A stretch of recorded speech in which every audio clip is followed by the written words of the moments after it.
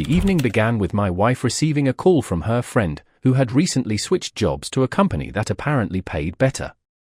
She seemed excited to introduce us to her new colleagues and asked if we could join her for an outing. According to her, there would be a mix of people, friends of friends, as she put it, and she didn't want to show up alone. My wife asked her when and where this was happening, and her friend replied, "Tonight. I'll send you the location so you can join us." It all sounded last minute to me. I had planned to spend a quiet evening at home with a beer, but my wife quickly shot that down. "Don't be such a bore," she said. "Come on, it might be fun. We could even meet some new people."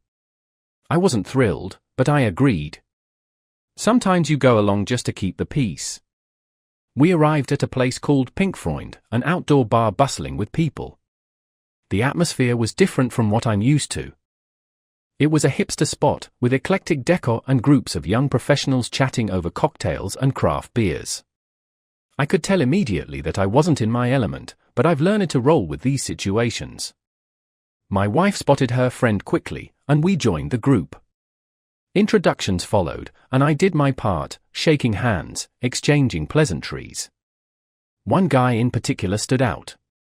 He had a certain energy about him and was commanding the group's attention with a story he was telling.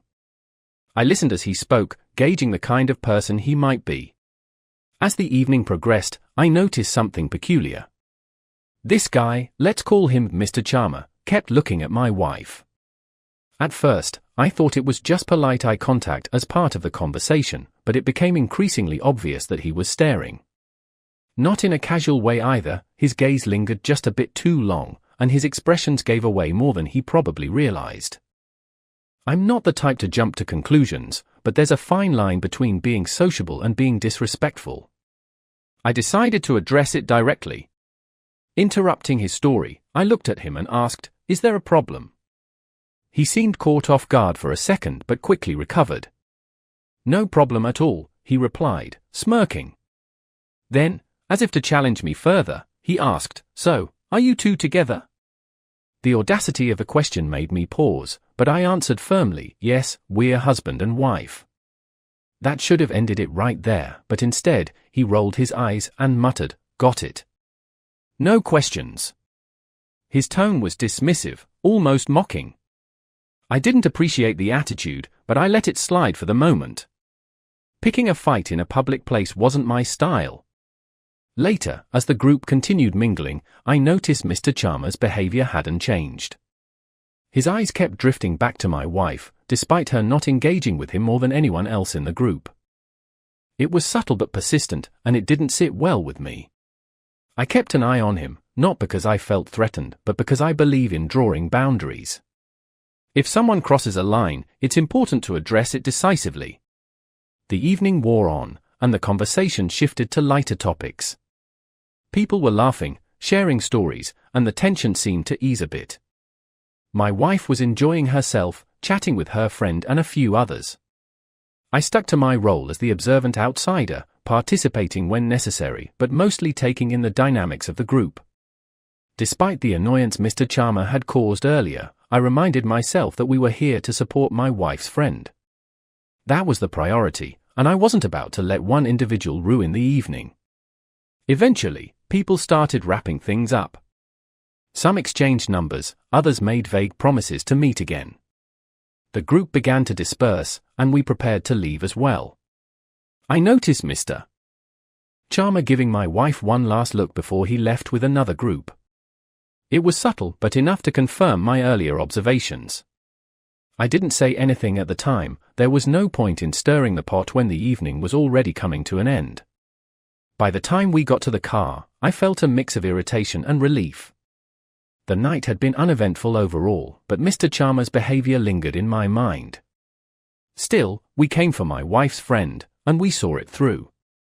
As far as I was concerned, that's what mattered most.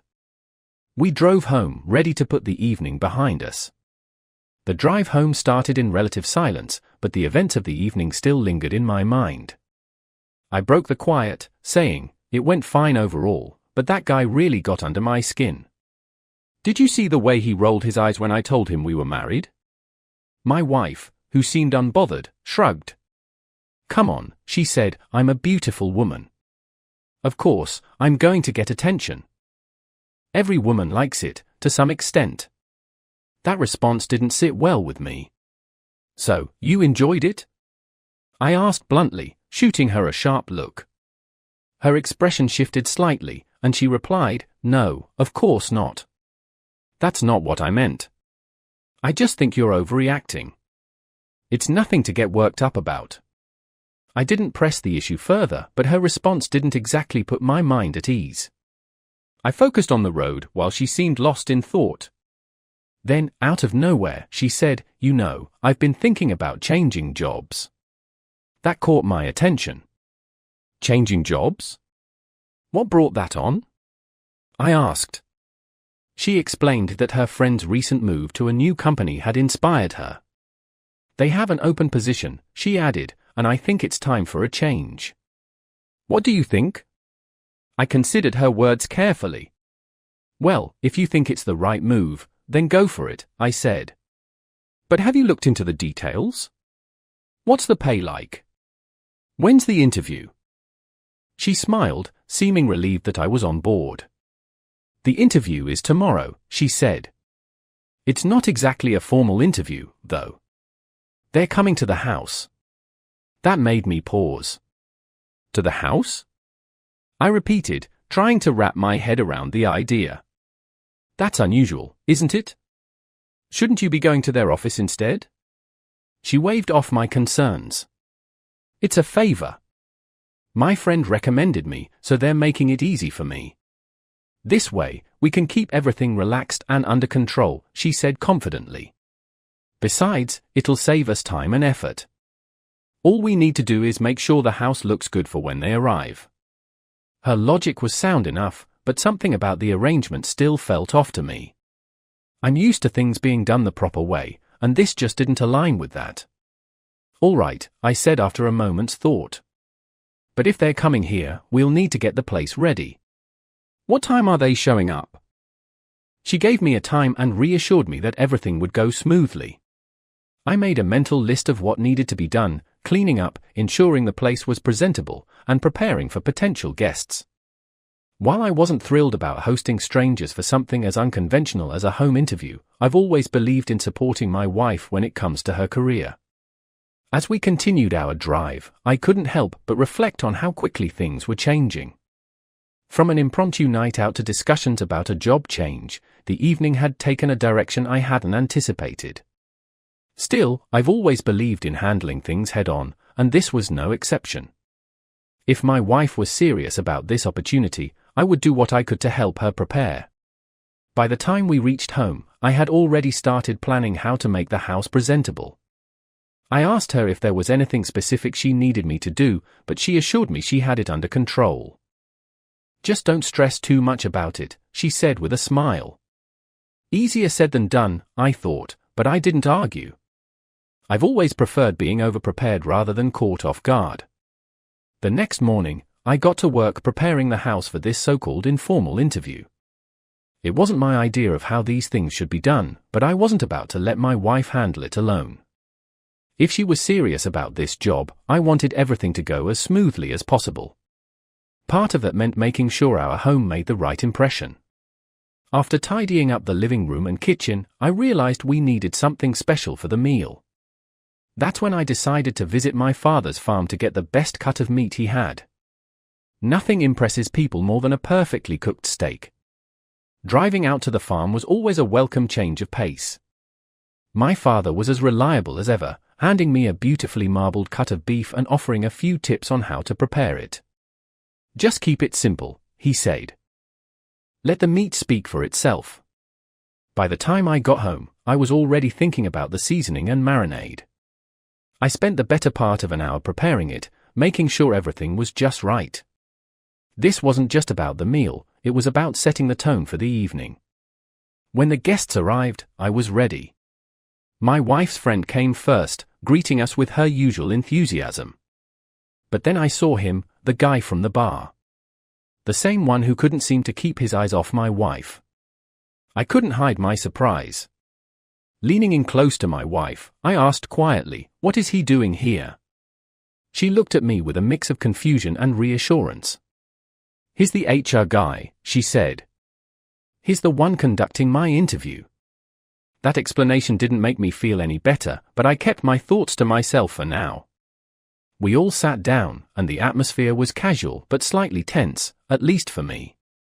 I noticed my wife's friend seemed particularly comfortable around Mr. Charmer. She leaned in close to him, her laughter a little too eager, and at one point, he even took her hand. It was hard not to notice, but I kept my focus on the situation at hand. Despite the odd dynamics, the evening had to move forward. After about an hour, the conversation turned more professional. Mr. Charmer began outlining the responsibilities of the role my wife was applying for. He explained what the company expected, how her skills would fit, and what the initial training period would involve. My wife seemed engaged, asking thoughtful questions and taking mental notes. While I didn't like the guy, I couldn't deny he knew how to present the job convincingly. By the end of it, she seemed more confident about the opportunity. As the night wound down, Mr. Charmer handed my wife a business card. "Before you officially start," he said, "you'll need to meet with the boss. It's standard procedure." "Your friend went through the same thing," he added, nodding toward her. My wife's friend confirmed it, saying it was just part of how the company handled salary discussions and onboarding. "Nothing unusual," she said with a smile. Still, I had questions. "Why can't this happen here, or at the office?" I asked. "Company policy," he replied, shrugging as if it were the most normal thing in the world. My wife quickly backed him up, saying it was no big deal and that her friend's experience had been the same. I decided not to push further. If she was comfortable with it, I'd let it be for now. By the end of the evening, it seemed like everyone was satisfied with how things had gone.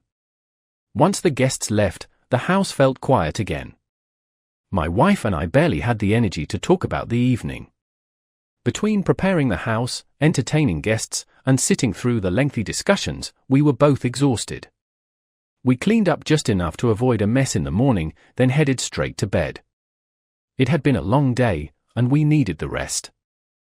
The next morning over coffee, I decided to clear up something that had been bothering me since the previous evening. "So, are they a couple?" I asked my wife, referring to her friend and the HR guy. She nodded and replied, "Yeah, they're together." "Why do you ask?" I told her, straight out, that I didn't like the way he looked at her. "He's got a girlfriend," I said, "and yet he keeps giving you these looks. It's disrespectful, and I'm not okay with it." My wife sighed, rolling her eyes. "You're overthinking it again. He's with my friend. Why would he be interested in me? Just let it go already." That wasn't the answer I was looking for, but I decided to let it slide for now. She changed the subject, telling me about a conversation she had with her friend. "Apparently, they've been trying out some unusual hobbies together," she said, smirking. That caught my attention. "What kind of hobbies?" I asked. She laughed and said, "I'll tell you later. I've got to get ready. Today's the meeting with the boss." And with that, she was off to get ready, leaving me with more questions than answers. As she left the house with Mr. Charmer to meet her potential employer, I called up one of my close friends to talk about the whole situation. We often shared stories about work and life, and this felt like something I needed an outside perspective on. "Man," I said, "this job process feels like something out of a crime movie. Why does she have to meet the boss through this HR guy, and why can't it be more straightforward?" My friend chuckled and said, "That's corporate life for you. Every place has its quirks. I've heard some companies have downright bizarre practices. Just keep an eye on it, but don't stress too much." As the day went on, I tried to distract myself with work around the house, but my mind kept drifting back to the situation. It wasn't just the process that felt odd, it was everything surrounding it. Still, I reminded myself that everyone handles things differently, and this might just be one of those cases. Not every company runs like a well-oiled machine, and some take unconventional approaches. I decided to reserve judgment until I had more concrete reasons to feel uneasy. By evening, my wife returned home looking pleased with herself. "Guess what?" she said as she walked through the door. "I got the job." I congratulated her, genuinely happy for her accomplishment. But then she added something that threw me off. "Oh, and I had an interesting chat with Mr. Charmer. Did you know that he and my friend went to a swinger party? Can you believe that?" I stared at her, dumbfounded. "What did I tell you about keeping your distance from that guy?" I said firmly. She shrugged. "It's not like I'm interested in him. We just talked while driving back. And besides, he's with my friend." That wasn't the reassurance I needed. To make matters worse, she continued, "They're actually inviting us to try it out sometime." I raised an eyebrow. "Does your friend even know he's asking us?"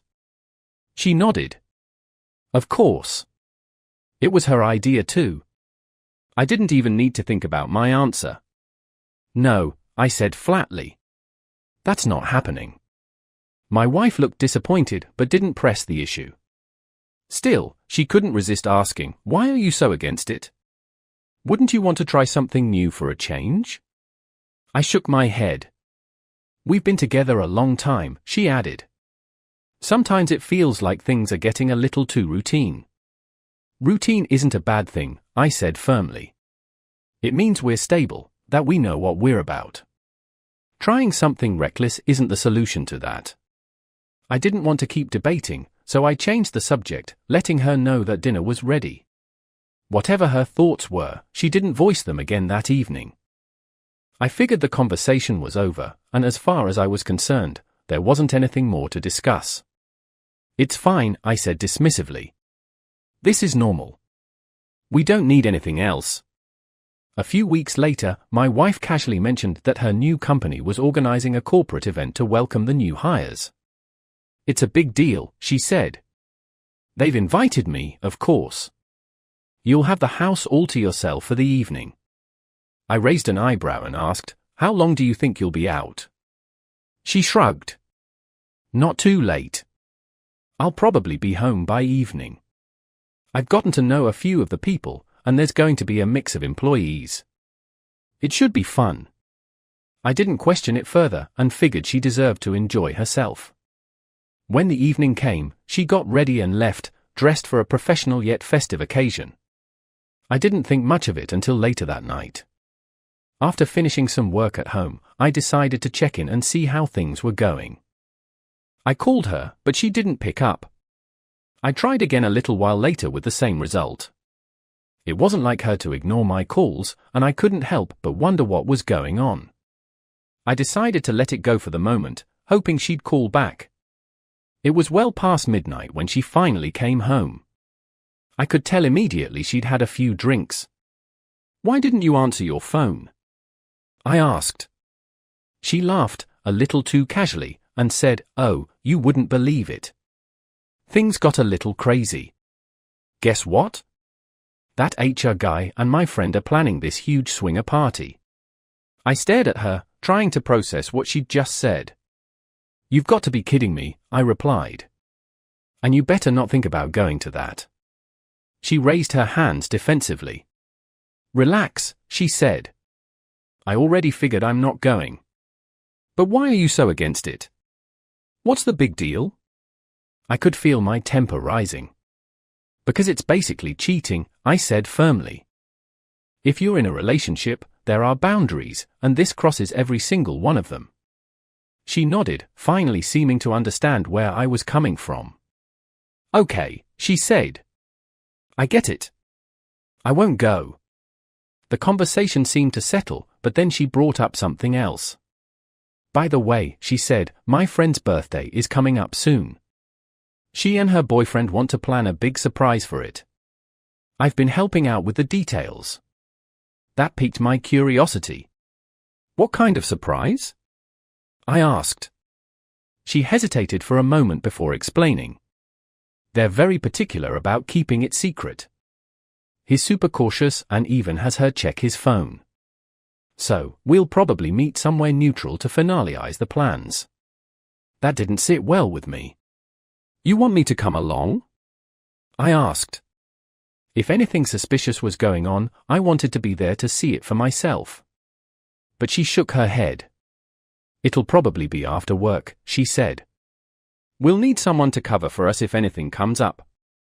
Don't worry, I'll fill you in on everything afterward. I didn't like the idea of her meeting him without me, but I also knew pressing the issue would only create more tension. Fine, I said. But keep me in the loop.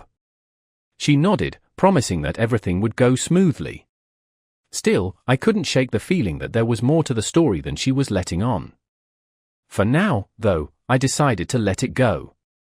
So, that's the plan, she said with a small smile. Most likely, we'll handle it after work. I'll need someone to cover for me, just in case. But don't worry, I'll let you know everything afterward. Over the next few weeks, my wife began staying late at work more often than usual. Each time she came home, she had a detailed explanation for her delay. She'd go on about the plans they were putting together and how everything had to be perfect. At first, I didn't think much of it. Her reasoning seemed plausible, and she had a way of making it all sound so convincing. But as the days went by, I couldn't ignore the growing frequency of these late nights. Something about it just didn't sit right with me. One morning, I noticed something peculiar. My wife got up, moved around the house with her usual energy, and seemed completely fine. But when she returned from the bathroom, her walk was different, a slight limp that hadn't been there before. I asked her casually, "Everything all right? You're walking a bit funny." She brushed it off with a quick "I'm fine, nothing to worry about," and went on with her routine. Still, the inconsistency stuck in my mind. A few days later, I had a day off while she was at work. The strange walk and her frequent late nights were gnawing at me. Deciding to trust my instincts, I thoroughly searched the bathroom for any clue that might explain her behavior. I checked every drawer, cabinet, and even the trash. Nothing stood out. It was frustrating. If there was something going on, she was being meticulous about covering her tracks. Unable to shake the feeling that something was off, I started piecing things together. Could she have been at that swinger party she mentioned before? The thought alone made my blood boil. When she came home that evening, I decided to confront her directly. "I don't like how much you've been staying late," I said. "And don't tell me it's all about work. Something doesn't add up." She immediately fired back, "You're making a big deal out of nothing. We're just finalizing the surprise for my friend." "I don't care what it's for," I replied. "If it's such a big deal, why don't you bring everyone here to discuss it? At least then I'd know what's going on." She sighed, visibly irritated. "Why does it matter to you so much? Do you really think I'm doing something behind your back?" Her tone was sharp, and I could feel the tension building. "The timing just doesn't make sense," I said. "If everything's above board, why the secrecy? And by the way, when exactly was that party?" "Are you sure you weren't there?" She threw her hands up in frustration. "The party was ages ago, and for your information, I wasn't there. I was at my mother's. Call her if you don't believe me." Taking her challenge, I did just that.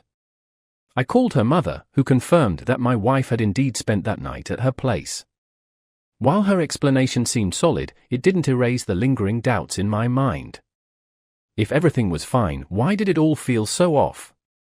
My wife's expression when I hung up the phone told me everything I needed to know. She was furious. She stormed off to the bedroom without another word. The door shut firmly behind her, leaving me in silence. I could hear her moving around as she got ready for bed. The air between us was thick with unresolved tension. I stayed in the living room for a while, letting her cool off. By the time I went to bed, she was already asleep, her back turned to my side of the bed. Whatever peace we had before the argument was gone, replaced by a wall of frustration and mistrust. I knew this wasn't the end of it, but for now, she had made her stance clear. By the next morning, I realized that confronting my wife directly wasn't getting me anywhere. If I wanted answers, I needed to take a more subtle approach. My first thought was to check her gadgets. She always kept her phone with her, making it nearly impossible to access. But her laptop? That was another story. I knew her accounts were synced, so if there was anything suspicious, I might find it there. While she was out, I sat down at the desk and opened her laptop, methodically combing through her emails, messages, and saved files. To my frustration, everything looked clean. No questionable emails, no strange messages, nothing at all that seemed out of place. The lack of evidence didn't reassure me, in fact, it raised more questions. It was as if she had gone out of her way to ensure there was no trace of anything. I closed the laptop and leaned back in my chair, trying to figure out my next move. Later that evening, when she came home and went to bed early, I saw an opportunity to check her phone. Quietly, I slipped it from her nightstand and unlocked it, feeling a pang of guilt, but knowing it was the only way to put my doubts to rest. As I scrolled through her messages, I noticed something odd. There were no conversations with the HR guy. Not a single text, which struck me as highly unusual considering how much time she claimed to spend planning things with him. If they had been working together on anything, there should have been at least some kind of correspondence. It was as if she had deliberately deleted their entire chat history. That in itself was suspicious. Curious, I checked her conversations with her best friend. Most of it seemed normal, casual chats about their day-to-day lives. But one particular exchange caught my eye. Her friend had mentioned that her boyfriend had been working late a lot recently. My wife's response was brief, saying she didn't know anything about it. This stood out to me. If she had been working with him so closely, surely she'd have something more to say. The whole thing felt off. What added to my unease was another message from her friend saying she was sick and staying home for a while. This didn't line up with what my wife had told me earlier about helping plan a big surprise. If her friend was unwell, wouldn't she have mentioned it? Why go through all the trouble of organizing something if the recipient wasn't even fully involved? The details didn't add up, and the more I thought about it, the more convinced I became that there was more to this story. After locking her phone and placing it back on the nightstand, I sat in the living room, trying to piece everything together. The clean laptop, the deleted messages, and the inconsistencies in her conversations all painted a picture that didn't make sense. I couldn't shake the feeling that she was hiding something, and the lengths she seemed to be going to cover her tracks only deepened my suspicions. I started thinking about the one person who might have more answers, her friend. If anyone knew what was really going on, it would be her. After all, they'd been close for years, and my wife often shared things with her that she didn't always tell me. If there was a missing piece to this puzzle, it might lie in their conversations or plans. By the time morning rolled around, I had made up my mind. I needed to talk to her friend directly. Confronting my wife again would only lead to more evasive answers or arguments. Instead, I decided to reach out to her friend and see if she'd be willing to meet. It was the only way to get a clearer picture of what was happening, and I was determined to find out the truth. With that plan in place, I started thinking about how to approach the conversation without raising suspicion. That morning, after my wife left for work, walking with that same strange limp, I decided it was time to act. I drove to her friend's house, determined to get some answers. When she opened the door, she seemed surprised to see me. "What's going on?" she asked. I told her we needed to talk, and she invited me in. We sat down at the kitchen table, and I got straight to the point. "It's about your boyfriend," I said. She gave me a curious look and asked what I meant.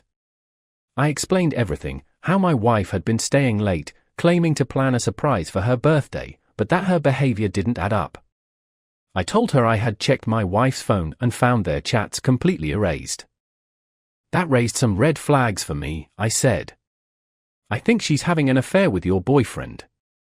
Her expression shifted, and for a moment, she looked like she might agree. "You know," she said hesitantly, "I've had my suspicions too." That was all the confirmation I needed to dig deeper. "Do you have access to any of his devices?"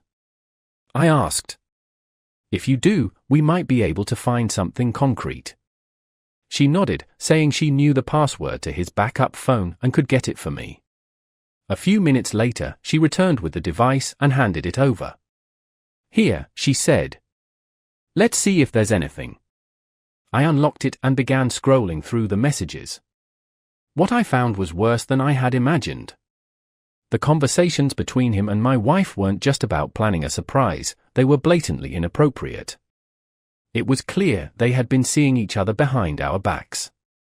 But the messages didn't stop there. He had even asked my wife about keeping condoms in a special place where I'd never think to look. I glanced up at her friend, who was reading over my shoulder.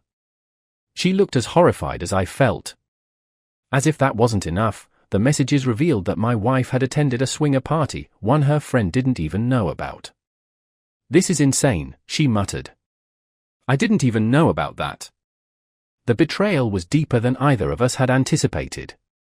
I took a deep breath, trying to process it all. "Do you want to get back at them?" I asked her. She nodded immediately, anger flashing in her eyes. "All right," I said. "What do you have on him? Anything we can use?" She thought for a moment before mentioning that they had exchanged texts complaining about his boss, even making derogatory comments that could easily get him in trouble. She also mentioned he had 2 strikes at work already. "Let's check his gallery," I suggested, and she opened it. What we found there was a jackpot. Among the videos were recordings from a swinger party, not the one my wife's friend had attended, but another one entirely. The most damning part? He had filmed his boss's wife participating in the event. "This is it," I said, feeling a grim sense of satisfaction. "This is the leverage we need." I told her to back up the videos and keep them safe. "Don't do anything yet," I added. "I'll tell you when the time is right. For now, act like everything is normal." She agreed, saying, "Okay. I'll wait for your signal." With the plan in place, I left her house, my mind racing. There was still a lot to process, but at least now I had the tools to take control of the situation. For the first time in weeks, I felt like I was a step ahead. By the time I arrived home, I had already decided what to say if my wife asked where I'd been. Sure enough, the question came as soon as I walked through the door. "Where were you?" she asked, her tone casual but curious. "Fixing the car," I replied, keeping my voice steady. She nodded, seemingly satisfied with the answer, and went about her evening routine. I stayed quiet, observing her movements, and waited for the right moment. The next morning, she followed her usual pattern, getting up, heading to the bathroom, and eventually stepping out to leave for work. But once again, I noticed that strange limp in her walk. This time, I felt certain I knew what was causing it. My suspicions had been building for days, and now, I was ready to confront her. "Stop right there," I called out, my voice firm. She froze and turned to look at me, startled. "Why are you yelling?" she asked. "What's wrong with you?" I didn't waste time with explanations. "Jump," I demanded. She stared at me, utterly confused. "What are you talking about?" "I'm not doing that," she said, her voice tinged with defiance. "If you care at all about saving this marriage," I snapped, "then jump. Right now." Her expression shifted, a mix of disbelief and fear crossing her face. She hesitated for a moment but eventually complied, giving a small hop. That's when it happened. A cascade of used and normal condoms spilled out from under her clothing, landing on the floor in front of us. The sight was both surreal and infuriating. She scrambled to explain, her voice rising in desperation. "You've got it all wrong," she said. These are balloons. For a party." Her excuse was so absurd that I couldn't help but stare at her in disbelief. "Balloons?" I repeated. "You expect me to believe that?" "This is the most ridiculous thing I've ever heard." Her face turned red, whether from embarrassment or anger, I couldn't tell. But I was done listening to excuses. "Congratulations," I said coldly. "We're getting a divorce." The words hit her like a slap, and she immediately began to panic. She launched into a full-blown tantrum, shouting and pleading, trying to shift the blame onto me. "You're overreacting," she screamed. "It's not what you think." I wasn't interested in hearing any more lies. "Save it," I said sharply. "You've already made your choices, and now I'm making mine." Without another word, I went to the bedroom and started gathering her belongings. Her shouting followed me as I moved through the house, but I ignored it. This wasn't a negotiation, and I wasn't about to be swayed by her theatrics. Once I had packed her things into trash bags, I carried them to the window and tossed them out onto the curb. The sound of the bags hitting the ground outside was loud enough to punctuate the finality of the situation. "Get out," I said, pointing to the door. Her protests continued, but she eventually realized there was no point in arguing. She stormed out, slamming the door behind her. I stood there for a moment, taking in the silence that followed. The house felt emptier, but in a way, it was also lighter. The weight of deception and lies was gone, replaced by a clarity I hadn't felt in weeks. Whatever came next, I knew I'd face it without her, and for the first time, that thought didn't bother me at all. After the shocking discovery of the videos, I called my wife's friend and told her exactly what needed to happen. "You need to send those videos to his boss right now," I said firmly. "And once you've done that, lock your doors and stay inside. Don't give him any chance to confront you." She hesitated for a moment, clearly nervous about the fallout, but eventually agreed. "All right," she said. "I'll send them immediately and stay home." Not long after, my phone rang. It was my wife, and I could tell she was furious even before she spoke. "Why did you do this?" she yelled. "You've ruined everything. You've cost me my job." I didn't flinch at her anger. "Good," I replied coldly. "You brought this on yourself. You shouldn't have cheated on me, especially not at that swinger party, and especially not without your friend knowing about it." Her tone shifted, becoming more venomous. "You'll regret this," she spat. "You've made a huge mistake, and I promise you'll pay for it." I wasn't intimidated. "Do whatever you want," I said calmly. "But you're done here. Don't come back." I hung up before she could say anything else and sat for a moment, thinking about the next steps. Knowing my wife and her lover were likely fuming, I decided it wasn't safe for her friend to stay alone. I called her again and said, "Pack a bag. I'm coming to get you. It's not safe for you to stay there tonight." They're angry, and I don't trust them not to do something stupid. She hesitated briefly but then agreed. "All right," she said. "I'll be ready when you get here." The drive to her house was tense, though I tried to keep my mind focused on what needed to be done. When I arrived, she was already waiting by the door, a small bag in hand. Her expression was a mix of fear and relief. "Do you think they'll actually try something?" she asked as she got into the car. "I wouldn't put it past them," I replied honestly. "That's why it's better to be safe than sorry." As we drove, I kept an eye on the rearview mirror, half expecting to see a car following us. The streets were quiet, and there was no sign of trouble, but I stayed alert.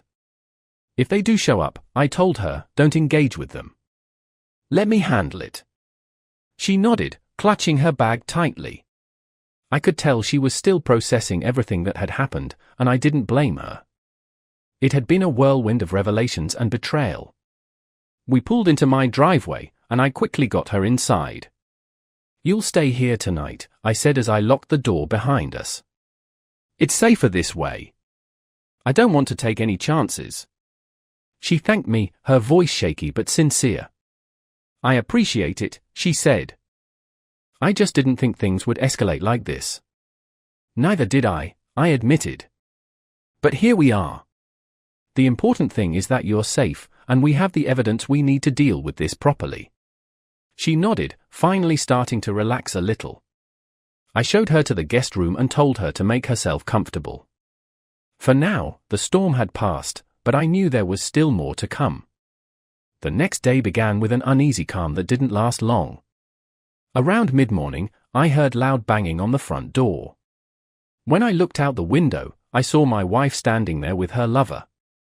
She was shouting, demanding that I come outside to face them. "We need to talk," she yelled. I stayed calm, refusing to give in to the chaos brewing outside.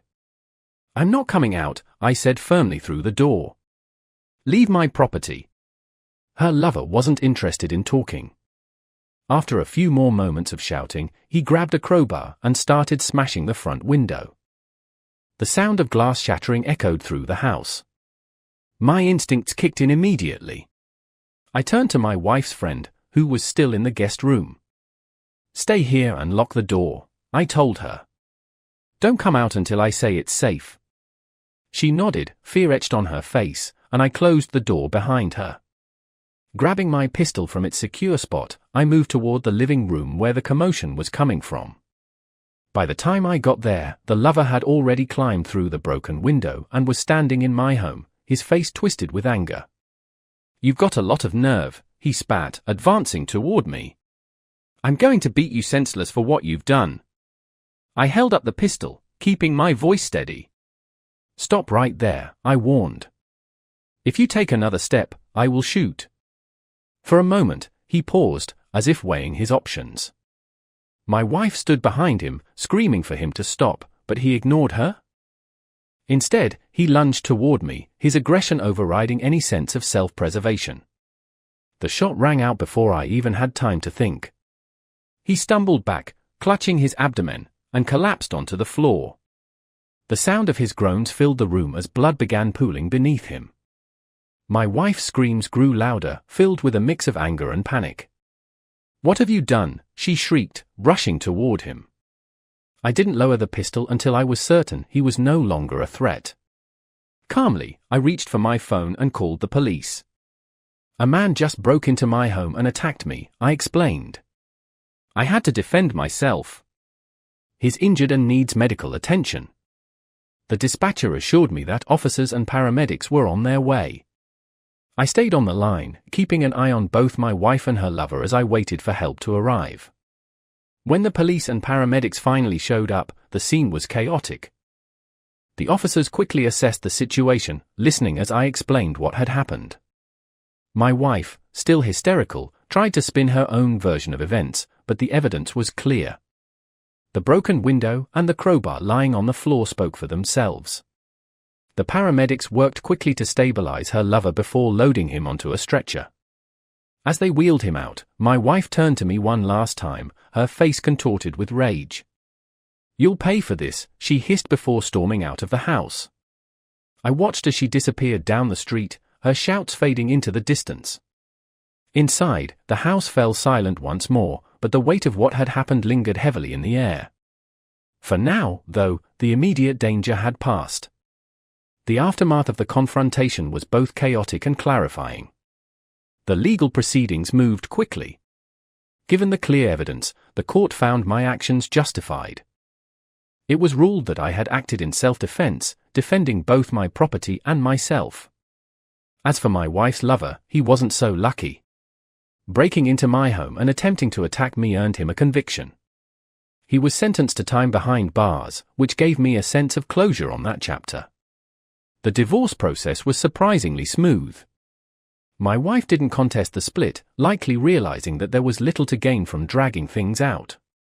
We divided our assets fairly, and the paperwork was finalized without much conflict. It felt like a necessary ending to a marriage that had long since lost its foundation of trust. Once the dust settled, I began to focus on rebuilding my life, this time with a clearer understanding of what I wanted. Over time, I found myself spending more time with my wife's former friend, the one who had been caught in the middle of this mess. Our shared experiences had created a bond between us, and what began as companionship gradually grew into something more. She had been betrayed just as I had, and we found solace in each other's company. We made it clear from the start that honesty and trust would be the cornerstones of our relationship. As our relationship deepened, we openly discussed boundaries and past mistakes. One thing we both agreed on was to avoid the kind of reckless behavior that had destroyed our previous relationships. No swinger parties or hidden agendas, I told her. She laughed and agreed, emphasizing that trust and communication were non-negotiable. For the first time in a long while, I felt like I was on solid ground. Life began to stabilize. I found joy in simple routines and meaningful conversations. My new partner and I worked together to create a space of mutual respect and understanding.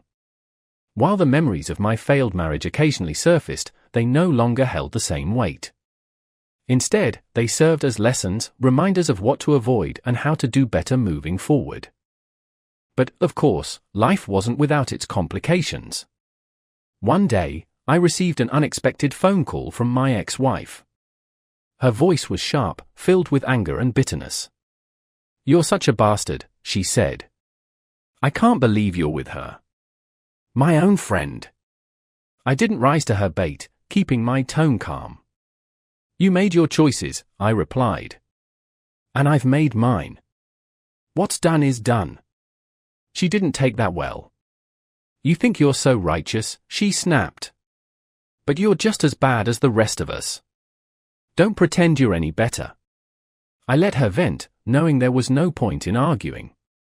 Her anger wasn't about me, it was about her own guilt and regrets. When she finally hung up, I set the phone down and took a deep breath. The past was behind me, and I intended to keep it that way. Moving forward, I focused on the life I was building. My new relationship was a fresh start, free from the deceit and drama that had once defined my marriage. I knew there would always be echoes of the past, but they no longer defined me. Instead, they served as stepping stones to a better, more stable future.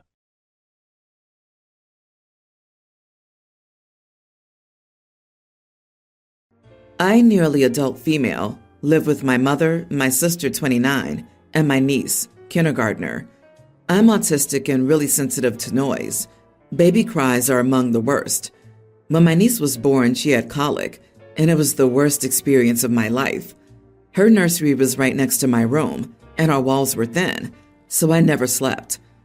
The nursery and my room were both in the basement, while my mom and sisters were upstairs, so I was the one dealing with it when the baby woke up often. I had a lot of meltdowns over this. It completely wrecked my performance in school. It sounds stupid, but I genuinely became suicidal. The constant noise, being expected to care for the baby when my sister couldn't, and the sleep deprivation all felt like a nightmare that would never end. The colic lasted 4 months, but even after that, I really struggled. My niece yells all the time when she's playing. Her idea of fun is just making screeching noises. As soon as she realized it upset me, she'd do it intentionally in my ear, especially on car rides, until I was sobbing. It drives me insane. If my niece is home, there's constant noise. My mother and sister are able to tune out the noise, but I can't. If I can hear something, I can't focus on anything else. To be clear, I understand that none of this is my niece's or sister's fault, and it's not anyone's responsibility other than mine. I'm just trying to paint an idea of why this is so overwhelming for me. I don't dislike kids. Living with them is just a lot for me. Yesterday, I learned that my sister is over 6 months pregnant, and they've known each other for 4 months. I noticed her stomach was larger, but my sister's pretty overweight, so I never really became suspicious until recently. They told me they planned to keep it from me as long as possible until I noticed, which terrified me. I really wish I had more time to prepare for this. I'm terrified to do this semester of school, knowing that by the end, I'll be living with a baby again. I don't expect my sister to not have another baby or anything. I just really feel hurt and betrayed that they were planning to hide it for as long as possible. I know I'm not owed this information. It just feels like a courtesy, considering we're living together. I've been considering moving to my dad's in another state, but he lives with my brother, who was abusive towards me. And it seems like an awful idea anyway, because I'm going into the last semester of my senior year of high school. I mentioned that I wish they'd told me sooner, and my sister got upset because I'm a child who doesn't need to know all of her private business. Am I the idiot? Not the idiot. Your sister needs to be the one sleeping in the basement next to the baby's room. She's the one getting pregnant. She needs to be the one dealing with said baby at night. And it sounds like you were the primary person in charge of your niece during the nighttime responsibilities. Are they expecting you to do that again for the new baby? Your mom and sister clearly have no respect for you or your triggers. They apparently have not told your niece not to scream in your ear, which baffles me. They make you sleep next to a colicky baby? Did your sister even get up at night to help care for the baby? Or was it all you? I think your sister's taking advantage of you and your time and help. I'm very sorry you've had to go through this. Make it clear that you will not be caring for this baby or sleeping next to the nursery. You really need to stand up for yourself on this one, to both your sister and mom. I know it's hard, but it's necessary. There needs to be very clear boundaries. Your feelings are valid. If they fight you on this, I would just move your stuff to a different upstairs room. Show them how serious you are about this. They admitted that they would hide it from you for as long as they could. They weren't going to give you time to process it or object. Since your mother's enabling this BS, I'm guessing they'd be against you swapping rooms with your sister. Get yourself some noise-canceling headphones and tell your sister to get a baby monitor. When her baby cries or niece needs her, she can traipse her butt downstairs to care for them. You didn't get knocked up. You are not responsible for her children. If they threaten to kick you out for not allowing them to parentify you, respond that you'll call CPS for neglect, since the mother of the children's not taking care of them. Move out as soon as you're able. I'm so sorry you're going through this. Good luck. I, 34 male, work in a physically demanding field. My coworkers and I are all fit people without a lot of body type variety. My wife, 32, is fat. The thing is, she's always been overweight. The whole time I've known her. We dated when she was fat, got married when she was fat. She knows she's fat. She's overweight and she's beautiful. I'm happy if she loses weight, and I'm happy if she stays where she is. I think she's the most beautiful woman in the world, as is. One of my coworkers, Julia, 28 female, started complaining that she's too fat to be loved, and fat people don't get to be loved. Julia isn't fat. She's maybe 120 pounds. She works out 5 times a week and barely ever eats. I told her that wasn't true and that my wife was fat. She got red in the face and started telling me that I wasn't allowed to call my wife fat, that I was insulting her, and that my wife was beautiful and curvy. Carol doesn't like being called curvy. She thinks it's a label used to avoid calling people fat because it's a dirty word to most people. I told Julia as much. Julia started threatening to tell my wife I called her fat. She pulled up her Instagram and told me she was messaging Carol that I was being mean. I beat her to the punch and called my wife. I put her on speaker and asked if she was curvy or fat. Carol laughed and said, "I hate that curvy crap. Fat and beautiful, baby." I thanked her, told her I loved her, and hung up. As soon as I hit end, Julia went mental. She started screaming that I was abusing my wife. When I asked how, she said I was brainwashing her into accepting the term fat to try to keep her complacent and from getting away from me. That no woman in her right mind could be okay with her husband calling them fat. Now, I just walked in today to an email from HR requesting a meeting with me. I don't think it's a big deal. I have my wife's blog for fat positivity and can easily call her for proof. But now things are frigid at work, and Julia constantly gives me dirty looks when we're in the same room. She ignores me otherwise. So I'm just over here scratching my head. Am I the idiot for calling my wife fat? Are you kidding me? What could Julia possibly report to HR? Harassing your wife who doesn't work with you? What you say to your wife is no one's business. Tell Julia to stay out of your personal life. You should file a complaint against Julia for creating a hostile work environment. You are not the idiot, and your wife sounds awesome. Julia should get a better hobby because she sucked at fishing for compliments and was shocked when she didn't receive one. Good luck with HR.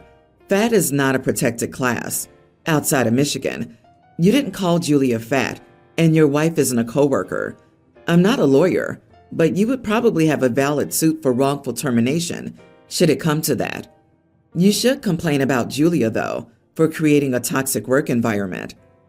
I hate when women throw out lines like that. As a woman, If one of my friends repeats those lines over and over, e.g., "I'm so ugly," at a point I just agree with them. Like, yeah, you are incredibly ugly. It usually snaps them right out of it. I understand if someone's having a rough day and just needs a pick-me-up, but repetitive comments are annoying. Or obvious ones, such as in OP's case. Obviously, someone who's 120 pounds is not fat unless they're like 3 feet tall. Wow, Julia's being overbearing and insecure. I wonder why she can't get anyone to date her. Yeah, it totally sounds like her perfectly normal body type that is incredibly off-putting, not her bizarre hair-trigger personality. My 28 male, sister 33, is visiting me this week with her daughter, my niece, young teen. I was excited to host them in my house, as I haven't really seen my family much ever since I moved away from our home state for my career. For context, I'm a lawyer at a large firm. That means that I have to take work home often, so I have a room in my house set up as an office. My office has privileged information about cases and clients. Long story short, when my sister and niece arrived yesterday, and after I helped them get settled in, I told them that there's only one rule that I have for staying in my house. My office is off limits. Fast forward a few hours, and everything's fine and dandy. I'm just sitting on the couch with my sister, watching a movie, until I get a call from a senior associate at work asking me to do a quick review of a document that he sent me via email. When I get upstairs, I see the door to my office is wide open and the lights are on. When I went to investigate, my niece was sitting in my chair and taking selfies with her feet on my desk. I was beyond furious. I only have one rule for guests at my house, and it's to stay out of my office. I have that rule for a reason. Not only would I be at risk of disbarment, but the integrity of the entire case would be jeopardized if any of that information is leaked. While I'm not accusing her of that specifically, I don't want uninvolved people in my office taking pictures and posting them on social media where there may or may not be protected information in view of the camera. I asked her what she was doing, and she said I was just curious. I want to be a lawyer like you when I grow up. I told her, get the heck out and stay out, you little witch. My sister came running up the stairs after my niece started crying, and she told me that I was a monster for talking like that to a kid. I told her she had no business being in my office, and my sister said it didn't matter because she's just a kid. So, am I the idiot? Everyone's the idiot here.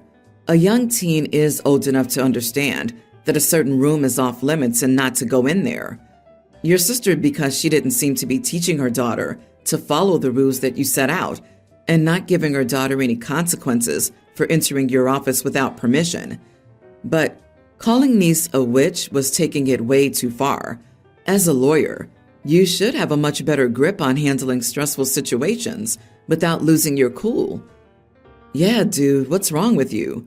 As a solo practitioner, I have to say this. I think a couple of fancy pants big firm attorneys who have a bunch of privileged crap in their home office, just like I do, would put a locking knob on the door and or keep all materials in locked cabinets when not in active use. You need to adequately protect these materials. Sure, your front door locks, but once someone is in the house, apparently they could easily get into this stuff without you noticing in time. Yeah, what the heck? I don't have physical files, and my workstation locks. But if I'm having people over, I just lock my computer in my desk. No big deal. It adds 30 seconds to my day, which means I'm actually doing my job. Even a spouse being able to access it would get me in trouble if I was found out. And calling a girl names was pathetic of OP. You're a lawyer, supposedly a professional person. Be better. I, 29 female, am getting married in 5 months and have struggled to find a wedding dress that I like. I've been to a lot of stores, looked online, and tried everything. I told my coworker, Lily, 30 female, and she suggested that I go to see her sister-in-law, Ruby, 23, who custom-made her wedding dress.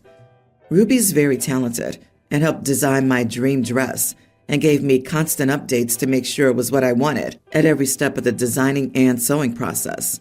She even allowed me to alter the design later and change some details of the dress. We had discussed prices and agreed on Ruby's rate at the start of the process, and she informed me that any alterations would be included in her flat rate. I paid in installments, and the last 50% at the end. I collected my dress last week, paid the rest of the bill, and thanked Ruby for all her help and expertise. I even left a glowing review and told her I'd recommend her to friends. Lily reached out to me on Ruby's behalf yesterday to ask about the dress, and I praised Ruby for her help. Then Lily asked me if I liked the dress so much, why I didn't tip her. Ruby felt too awkward to ask, and Lily said I took advantage of her services and should have tipped because of the extensive work Ruby had done for me, including the free alterations. She went on to say that custom wedding dresses are usually way more expensive, but as Lily had mentioned, we were friends to Ruby, and Ruby had given me a discount and included my alterations for free. I was shocked to get a passive-aggressive message from Lily on Ruby's behalf, so I wrote back to say that this was highly unprofessional and that as she was the only one working, she could have just adjusted her prices to include the tip rather than expect the customer to pay after the service finished. I've never had anything custom made before, so I don't know if it's standard to tip, but I'm not sure if I'm in the wrong. Not the idiot, but both Lily and Ruby are. If Ruby gave you a discount, steep or otherwise, that's on her. You didn't force her hand. She shouldn't have expected you to make up the difference in an unspecified tip that you were mysteriously supposed to be aware of. It was nice of you to write a glowing review for her. You should ask her for a tip too. Geez, tipping culture is out of control. You agreed on a price and she delivered. You don't tip on bespoke dresses. You pay a premium for having a bespoke dress. If your changes affected the cost, it should have been negotiated when the design and details were altered because the scope of the work changed. So naturally, the cost might change. I never heard of tipping a professional. Service workers, yes, and that's customary. I don't tip my lawyer, mechanic, doctor, contractor, or anyone who's a professional either. They tell me their fee, and I pay that, or I don't use them. The idea is really foreign to me. She hadn't priced it properly because it ended up being more work than she anticipated. But that would be on her, not you. This should be a learning opportunity for her to quote her services better. My 27 female, husband 33, and I are currently taking care of his recently orphaned niece, pre-tween, with the plan to adopt her later.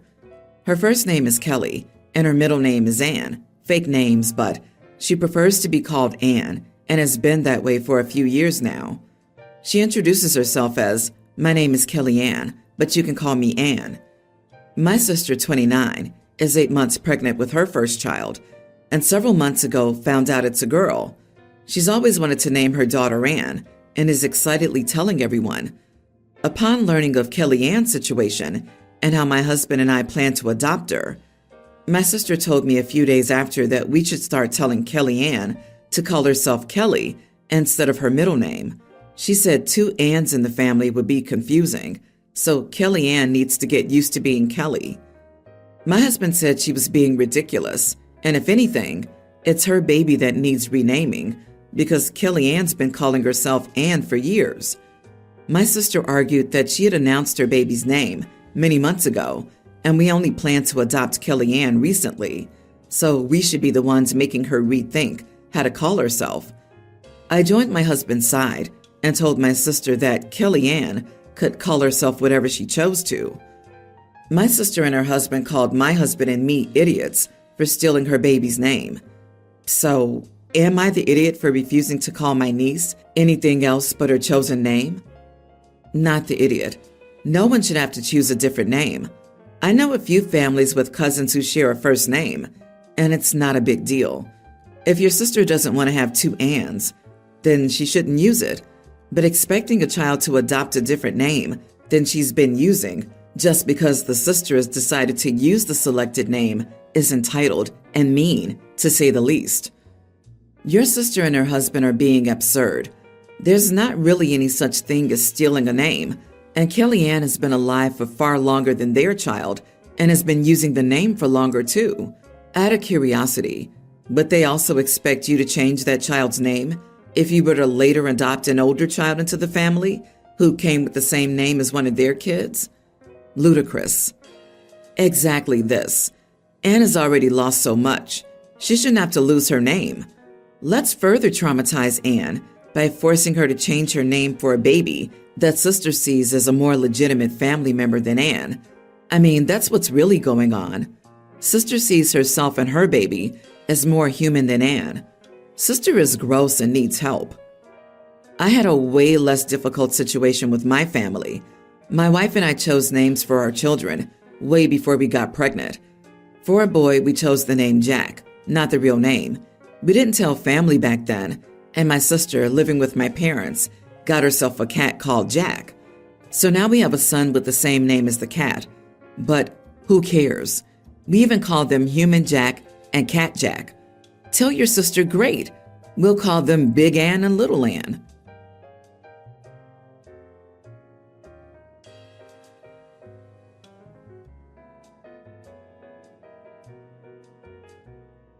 When I first met her, it was at the ranch. She was out there, working with the animals, herding cattle, fixing the fences, and handling things like she had done it her whole life. I remember seeing her standing there in the dust, pulling on a rope, her face set with a determined expression. She wasn't just working, she was in her element. That's what drew me in, the way she handled everything without a complaint, with a steady, sure hand. She knew her place, and she owned it. That's the kind of woman she was, and that was enough for me. I joined her at the ranch more and more often after that. It wasn't about getting to know her better over coffee or sitting around talking about dreams and ambitions. No, it was about being there with her, in her world, seeing what mattered to her. I'd spend my evenings after my own job, out there, just to help. Not that she needed it, she could handle everything herself, but I liked to be there. The work was tough, no doubt about it, but that was how things were done. She didn't complain, and neither did I. She was passionate about the animals, especially the cattle and horses. She treated them with the same kind of respect most people reserved for family. I remember the long days where she'd be out, checking on the herd, making sure every animal was accounted for and taken care of. I knew better than to ask her to slow down or take a break, it would have been pointless. She had her priorities, and I had mine. She loved those animals, and her dedication was clear in everything she did. It was something I couldn't help but respect. When she first started talking about getting a new bull, I didn't think much of it. It was part of ranch life, you needed new blood to keep the herd strong. She was meticulous about it, though. She researched and planned for weeks, looking for the right one, visiting different ranches to find the perfect fit. I didn't get involved much. That was her domain. My job was just to be there when she needed another pair of hands. I never questioned her judgment, she knew what she was doing better than anyone else. I noticed her spending more and more time at the ranch as the weeks went by. She stayed out later, working on getting things ready for the new bull, making sure the pens were set up and everything was in order. I didn't say much. I wasn't the type to tell someone how to do their job, and she wasn't the type to be told. But it was clear that her focus was shifting more and more towards that new addition to the ranch. I figured it was just the way she was. When she took on something, she gave it everything she had. I remember the day the new bull finally arrived. She was out there, waiting by the gate, eyes fixed on the trailer as it pulled up. There was a sense of excitement in the air, a kind of tension that you could feel. She handled everything herself, directing the men who were helping, making sure the bull was safely brought into the pen. I watched from a distance, letting her do her thing. This was her show, and I was just there to support her. The bull was a big, strong animal, exactly what she'd been looking for, and she looked satisfied as she stood there, watching it settle in. After that, her routine changed. She was spending every moment she could with that bull, making sure it was healthy, well-fed, and adjusting to its new environment. It was as if the rest of the ranch didn't matter as much anymore. I'd come by after work, and she'd be out there, talking to the animal, keeping an eye on it. I didn't get it, not completely. To me, a bull was just another part of the herd, but to her, this one was different. I could see that much, even if I didn't fully understand why. There was one night I remember in particular. She was out late, much later than usual, and I decided to go check on her. I found her in the pen, standing there, just watching the bull. She didn't say much when I approached, just gave me a nod and turned back to the animal. It wasn't like her to be so quiet, but I didn't push it. She had her reasons, and I wasn't about to start questioning them. I just stood there for a while, watching her watch the bull, feeling like there was something shifting, something I couldn't quite put my finger on. After a while, I started to notice something wasn't right. She was coming home later and later, her mind somewhere else even when she was with me. When I asked her what was going on, she always gave me the same answer, just work, nothing more. But the way she acted, the way she avoided looking me in the eyes, told me that wasn't the full story. I knew her too well to believe that everything was fine. One evening, after another late night at the ranch, I decided I needed some answers. I wasn't the type to sit around and hope things would magically fix themselves. If something was wrong, I needed to know. That's when I thought about calling her friend, the one who worked with her at the ranch. She'd know what was really going on. Maybe she could tell me why my wife was acting so strange. I called her friend when my wife was still out at the ranch. She answered, sounding cheerful, but her tone changed as soon as I started asking questions. I kept it straightforward, asked if there was something going on at the ranch that I should know about. She hesitated, and then said everything was normal, nothing out of the ordinary. I could tell she was holding something back. I pressed her a bit, asked why my wife was staying late so often. She paused for a moment before saying that my wife was choosing to stay late, that it wasn't because of work. She made it clear that it was my wife's decision, not something that was required. That answer hit me like a punch to the gut. If it wasn't work keeping her there, then what was it? I thanked her and hung up, but I couldn't shake the uneasy feeling in my chest. My wife was staying late at the ranch, not because she had to, but because she wanted to. It didn't make any sense. I tried to come up with reasons. Maybe she just needed more time with the new bull, maybe there was something she wasn't telling me. But none of it added up. Not with the way she had been acting. That conversation with her friend left me with more questions than answers. I trusted her friend to tell me the truth, and she had no reason to lie. If my wife was staying late by her own choice, there had to be a reason for it. And it wasn't just about work. I knew that much. Something was going on, and I needed to find out what it was. I wasn't the type to jump to conclusions, but I couldn't ignore what was right in front of me. My wife was drifting away, and I had no idea why. I wanted to confront her, to ask her outright what was going on, but I also didn't want to push her further away. So, I waited, watched, and hoped that I was wrong. But deep down, I knew I wasn't. After that, things felt different. The late nights continued, the distance between us grew, and I couldn't shake the feeling that whatever was happening, it wasn't good. I had to do something about it, and soon. I wasn't going to sit back and let my marriage fall apart without a fight. It was late, the kind of late where everything is quiet, and the only sound is the ticking of the clock on the wall. She was asleep, finally home after another long day at the ranch. I lay there, staring at the ceiling, my mind racing. I had too many questions and not a single answer. I needed to know what was going on, and I wasn't getting anything from talking to her. So, I made up my mind. I had to check her phone. I wasn't proud of it, but I was desperate. I waited until her breathing was deep and steady, a sign that she was sound asleep. Slowly, I reached for her phone on the nightstand, careful not to make any noise. My heart was pounding in my chest as I unlocked it. I knew her passcode. We never kept secrets like that, or at least, we never used to. I wasn't sure what I was expecting to find, but I hoped it would give me some clue, something to explain why she was acting so distant lately. I went through her messages first, scrolling through conversations with friends and co-workers. There was nothing unusual there, just the usual banter and talk about work. I checked her call log, but again, nothing stood out. It was all familiar names, people I knew she talked to regularly. I moved on to her social media apps, but there was nothing suspicious there either. Just pictures of the ranch, posts about the animals, the kind of things she always shared. The more I looked, the more frustrated I became. There was nothing. No secret messages, no strange calls, nothing that would explain why she was staying out so late or why she seemed so distant.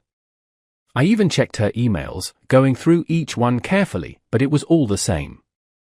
Work updates, newsletters, nothing out of the ordinary. It didn't make sense. If there was nothing going on, then why was she acting like this? Why was she pulling away from me?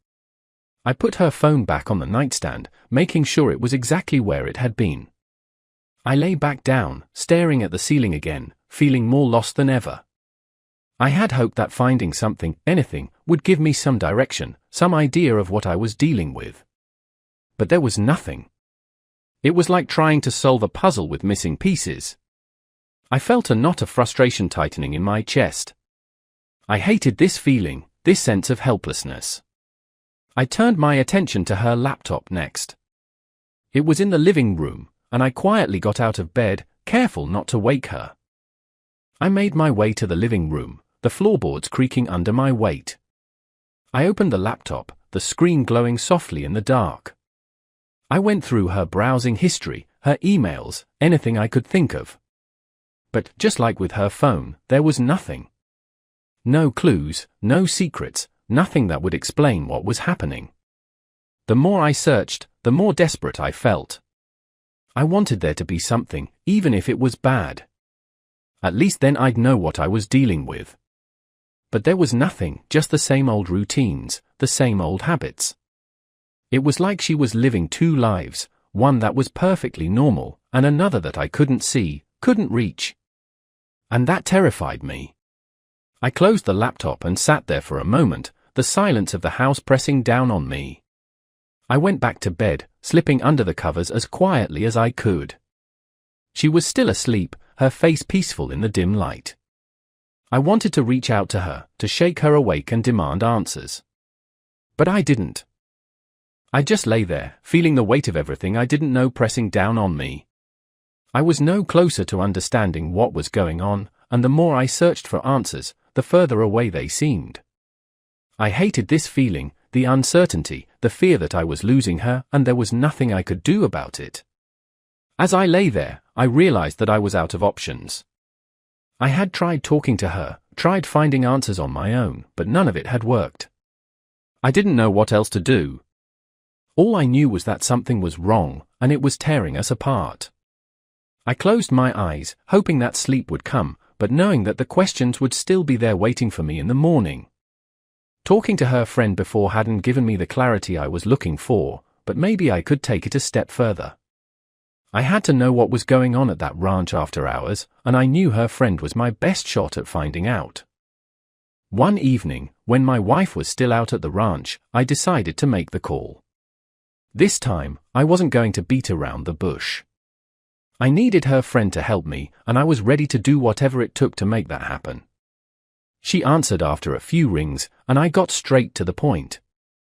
I told her that I needed her help, that I needed to know what my wife was doing at the ranch after everyone else had gone home. There was a pause on the other end of the line, and I could tell she was hesitant. She wasn't the kind of person who liked getting involved in other people's business, and I understood that. But this was different. I needed answers, and I was willing to pay for them. I told her that I'd make it worth her while, that I'd pay her if she could get me some proof, some kind of evidence of what my wife was doing out there. I could hear the uncertainty in her voice as she asked me if I was sure about this. I didn't hesitate. I told her I was sure. I was tired of wondering, tired of feeling like I was losing my wife without even knowing why. She went quiet again, and I could hear her take a deep breath. Then, she agreed. She said she would help me, that she'd find a way to get some footage of what my wife was doing after hours. She told me it might take some time, that I needed to be patient, but she'd do it. I thanked her, feeling a mix of relief and dread at what I was asking her to do. After hanging up, I sat there for a moment, trying to process what I had just done. I had crossed a line, and I knew it. This wasn't just about checking a phone or a laptop, this was about spying on my wife, involving someone else in something deeply personal. But I couldn't shake the feeling that it was necessary. I needed to know the truth, no matter what it was. The waiting was the hardest part. I had no idea how long it would take for her friend to get the footage, and every day that passed felt like an eternity. I tried to act normal around my wife, to pretend like nothing had changed, but it was hard. Every time she left for the ranch, I felt a knot tighten in my chest, knowing that soon I might have the answers I was looking for. I watched her closely, looking for any sign that she suspected something, but she seemed oblivious. She just went about her routine, the same as always, while I waited for the truth to come out. Days turned into weeks, and I heard nothing from her friend. I started to wonder if she had changed her mind, if maybe she had decided it wasn't worth the trouble. But then, one evening, I got a message. It was short, just a few words, "I've got something. Be ready." My heart pounded as I read it, a mix of anticipation and fear washing over me. This was it. The moment I had been waiting for. I didn't know what she had found, but I knew it was going to change everything. I sat there, staring at the message, my mind racing with possibilities. I had wanted answers, and now they were finally within reach. But a part of me couldn't help but wonder if I was really ready for what I was about to see. There was no turning back now. I had taken a step that couldn't be undone, and whatever came next, I would have to face it head on. I opened it, and there was a video attached. My stomach twisted as I tapped on the screen, the image coming to life before my eyes. I saw my wife, out at the ranch, but what I saw made my blood run cold. She was there, walking around the bullpen, wearing nothing but red lingerie. I could barely believe what I was seeing. She was touching the bull, running her hands over it, pressing herself against it. It was so bizarre, so wrong, that for a moment I thought there had to be some mistake. I watched, feeling my chest tighten, my heart pounding in my ears. What the hell was she doing? The scene played out in front of me, and I felt a mix of confusion and disgust. This wasn't just strange, it was sickening. I wanted to look away, but I couldn't. I needed to see it, to understand just how far things had gone. As I continued watching, it only got worse. She wasn't just touching the bull, she was doing something else, something vile and unimaginable. My jaw clenched, and I felt rage boiling inside me. There was no way to rationalize this, no explanation that could make this right. My hands shook as I put my phone down. I could feel my pulse in my temples, the anger building to a point where I couldn't contain it anymore. All this time, I had been wondering, searching for answers, and now I had them. The truth was far worse than anything I could have imagined.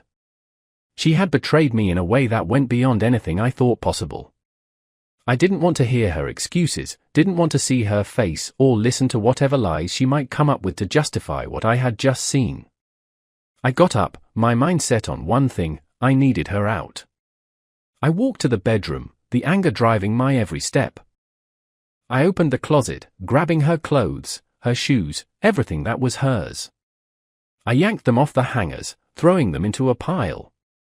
I moved through the house like a man possessed, gathering her things, not caring if I made a mess or if anything got damaged.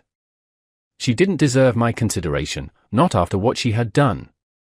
I felt a strange sense of clarity as I worked, like this was the only thing I could do to take control of the situation. When I first met her, it was at the ranch. She was out there, working with the animals, herding cattle, fixing the fences, and handling things like she had done it her whole life. I remember seeing her standing there in the dust, pulling on a rope, her face set with a determined expression. She wasn't just working, she was in her element. That's what drew me in, the way she handled everything without a complaint, with a steady, sure hand. She knew her place, and she owned it. That's the kind of woman she was, and that was enough for me. I joined her at the ranch more and more often after that. It wasn't about getting to know her better over coffee or sitting around talking about dreams and ambitions. No, it was about being there with her, in her world, seeing what mattered to her. I'd spend my evenings after my own job, out there, just to help. Not that she needed it, she could handle everything herself, but I liked to be there. The work was tough, no doubt about it, but that was how things were done. She didn't complain, and neither did I. She was passionate about the animals, especially the cattle and horses. She treated them with the same kind of respect most people reserved for family. I remember the long days where she'd be out, checking on the herd, making sure every animal was accounted for and taken care of. I knew better than to ask her to slow down or take a break, it would have been pointless. She had her priorities, and I had mine. She loved those animals, and her dedication was clear in everything she did. It was something I couldn't help but respect. When she first started talking about getting a new bull, I didn't think much of it. It was part of ranch life, you needed new blood to keep the herd strong. She was meticulous about it, though. She researched and planned for weeks, looking for the right one, visiting different ranches to find the perfect fit. I didn't get involved much. That was her domain. My job was just to be there when she needed another pair of hands. I never questioned her judgment, she knew what she was doing better than anyone else. I noticed her spending more and more time at the ranch as the weeks went by. She stayed out later, working on getting things ready for the new bull, making sure the pens were set up and everything was in order. I didn't say much. I wasn't the type to tell someone how to do their job, and she wasn't the type to be told. But it was clear that her focus was shifting more and more towards that new addition to the ranch. I figured it was just the way she was. When she took on something, she gave it everything she had. I remember the day the new bull finally arrived. She was out there, waiting by the gate, eyes fixed on the trailer as it pulled up. There was a sense of excitement in the air, a kind of tension that you could feel. She handled everything herself, directing the men who were helping, making sure the bull was safely brought into the pen. I watched from a distance, letting her do her thing. This was her show, and I was just there to support her. The bull was a big, strong animal, exactly what she'd been looking for, and she looked satisfied as she stood there, watching it settle in. After that, her routine changed. She was spending every moment she could with that bull, making sure it was healthy, well-fed, and adjusting to its new environment. It was as if the rest of the ranch didn't matter as much anymore. I'd come by after work, and she'd be out there, talking to the animal, keeping an eye on it. I didn't get it, not completely. To me, a bull was just another part of the herd, but to her, this one was different. I could see that much, even if I didn't fully understand why. There was one night I remember in particular. She was out late, much later than usual, and I decided to go check on her. I found her in the pen, standing there, just watching the bull. She didn't say much when I approached, just gave me a nod and turned back to the animal. It wasn't like her to be so quiet, but I didn't push it. She had her reasons, and I wasn't about to start questioning them. I just stood there for a while, watching her watch the bull, feeling like there was something shifting, something I couldn't quite put my finger on. After a while, I started to notice something wasn't right. She was coming home later and later, her mind somewhere else even when she was with me. When I asked her what was going on, she always gave me the same answer, just work, nothing more. But the way she acted, the way she avoided looking me in the eyes, told me that wasn't the full story. I knew her too well to believe that everything was fine. One evening, after another late night at the ranch, I decided I needed some answers.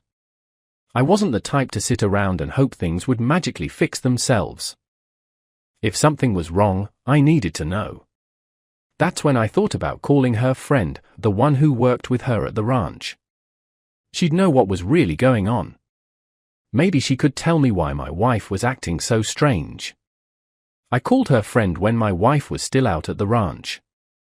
She answered, sounding cheerful, but her tone changed as soon as I started asking questions. I kept it straightforward, asked if there was something going on at the ranch that I should know about. She hesitated, and then said everything was normal, nothing out of the ordinary. I could tell she was holding something back. I pressed her a bit, asked why my wife was staying late so often. She paused for a moment before saying that my wife was choosing to stay late, that it wasn't because of work. She made it clear that it was my wife's decision, not something that was required. That answer hit me like a punch to the gut. If it wasn't work keeping her there, then what was it? I thanked her and hung up, but I couldn't shake the uneasy feeling in my chest. My wife was staying late at the ranch, not because she had to, but because she wanted to. It didn't make any sense. I tried to come up with reasons. Maybe she just needed more time with the new bull, maybe there was something she wasn't telling me. But none of it added up. Not with the way she had been acting. That conversation with her friend left me with more questions than answers. I trusted her friend to tell me the truth, and she had no reason to lie. If my wife was staying late by her own choice, there had to be a reason for it. And it wasn't just about work. I knew that much. Something was going on, and I needed to find out what it was. I wasn't the type to jump to conclusions, but I couldn't ignore what was right in front of me. My wife was drifting away, and I had no idea why. I wanted to confront her, to ask her outright what was going on, but I also didn't want to push her further away. So, I waited, watched, and hoped that I was wrong. But deep down, I knew I wasn't. After that, things felt different. The late nights continued, the distance between us grew, and I couldn't shake the feeling that whatever was happening, it wasn't good. I had to do something about it, and soon. I wasn't going to sit back and let my marriage fall apart without a fight. It was late, the kind of late where everything is quiet, and the only sound is the ticking of the clock on the wall. She was asleep, finally home after another long day at the ranch. I lay there, staring at the ceiling, my mind racing. I had too many questions and not a single answer. I needed to know what was going on, and I wasn't getting anything from talking to her. So, I made up my mind. I had to check her phone. I wasn't proud of it, but I was desperate. I waited until her breathing was deep and steady, a sign that she was sound asleep. Slowly, I reached for her phone on the nightstand, careful not to make any noise. My heart was pounding in my chest as I unlocked it. I knew her passcode. We never kept secrets like that, or at least, we never used to. I wasn't sure what I was expecting to find, but I hoped it would give me some clue, something to explain why she was acting so distant lately. I went through her messages first, scrolling through conversations with friends and co-workers. There was nothing unusual there, just the usual banter and talk about work.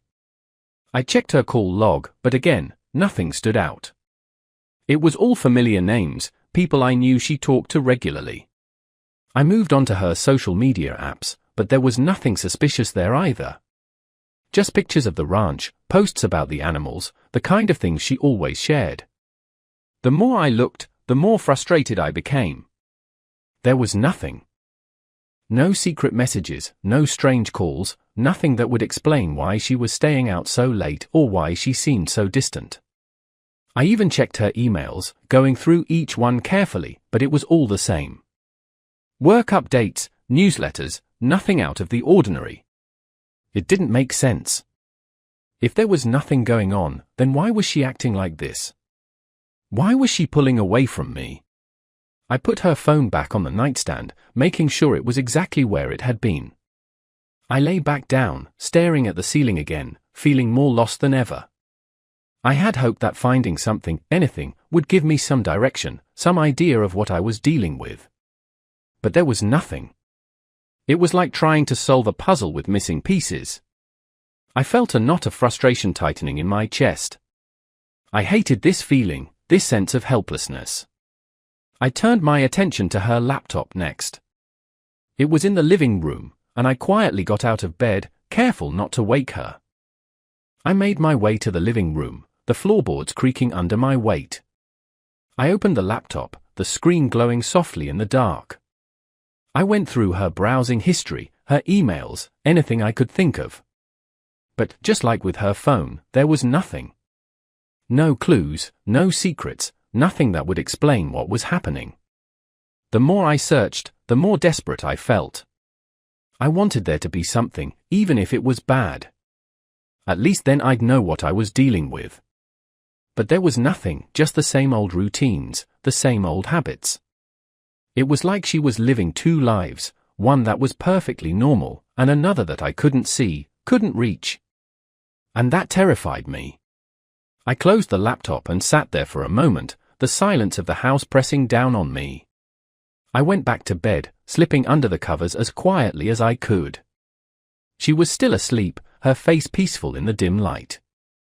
I wanted to reach out to her, to shake her awake and demand answers. But I didn't. I just lay there, feeling the weight of everything I didn't know pressing down on me.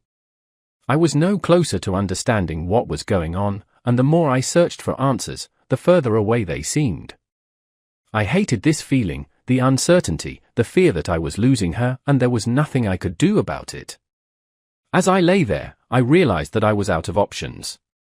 I had tried talking to her, tried finding answers on my own, but none of it had worked. I didn't know what else to do. All I knew was that something was wrong, and it was tearing us apart.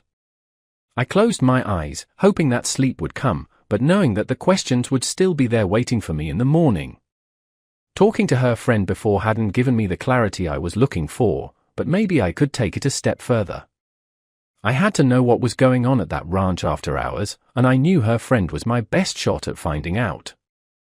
One evening, when my wife was still out at the ranch, I decided to make the call. This time, I wasn't going to beat around the bush. I needed her friend to help me, and I was ready to do whatever it took to make that happen. She answered after a few rings, and I got straight to the point. I told her that I needed her help, that I needed to know what my wife was doing at the ranch after everyone else had gone home. There was a pause on the other end of the line, and I could tell she was hesitant. She wasn't the kind of person who liked getting involved in other people's business, and I understood that. But this was different. I needed answers, and I was willing to pay for them. I told her that I'd make it worth her while, that I'd pay her if she could get me some proof, some kind of evidence of what my wife was doing out there. I could hear the uncertainty in her voice as she asked me if I was sure about this. I didn't hesitate. I told her I was sure. I was tired of wondering, tired of feeling like I was losing my wife without even knowing why. She went quiet again, and I could hear her take a deep breath. Then, she agreed. She said she would help me, that she'd find a way to get some footage of what my wife was doing after hours. She told me it might take some time, that I needed to be patient, but she'd do it. I thanked her, feeling a mix of relief and dread at what I was asking her to do. After hanging up, I sat there for a moment, trying to process what I had just done. I had crossed a line, and I knew it. This wasn't just about checking a phone or a laptop, this was about spying on my wife, involving someone else in something deeply personal. But I couldn't shake the feeling that it was necessary. I needed to know the truth, no matter what it was. The waiting was the hardest part. I had no idea how long it would take for her friend to get the footage, and every day that passed felt like an eternity. I tried to act normal around my wife, to pretend like nothing had changed, but it was hard. Every time she left for the ranch, I felt a knot tighten in my chest, knowing that soon I might have the answers I was looking for. I watched her closely, looking for any sign that she suspected something, but she seemed oblivious. She just went about her routine, the same as always, while I waited for the truth to come out. Days turned into weeks, and I heard nothing from her friend. I started to wonder if she had changed her mind, if maybe she had decided it wasn't worth the trouble. But then, one evening, I got a message. It was short, just a few words, "I've got something. Be ready." My heart pounded as I read it, a mix of anticipation and fear washing over me. This was it. The moment I had been waiting for. I didn't know what she had found, but I knew it was going to change everything. I sat there, staring at the message, my mind racing with possibilities. I had wanted answers, and now they were finally within reach. But a part of me couldn't help but wonder if I was really ready for what I was about to see. There was no turning back now. I had taken a step that couldn't be undone, and whatever came next, I would have to face it head on. I opened it, and there was a video attached. My stomach twisted as I tapped on the screen, the image coming to life before my eyes. I saw my wife, out at the ranch, but what I saw made my blood run cold. She was there, walking around the bull pen, wearing nothing but red lingerie. I could barely believe what I was seeing. She was touching the bull, running her hands over it, pressing herself against it. It was so bizarre, so wrong, that for a moment I thought there had to be some mistake. I watched, feeling my chest tighten, my heart pounding in my ears. What the hell was she doing? The scene played out in front of me, and I felt a mix of confusion and disgust. This wasn't just strange, it was sickening. I wanted to look away, but I couldn't.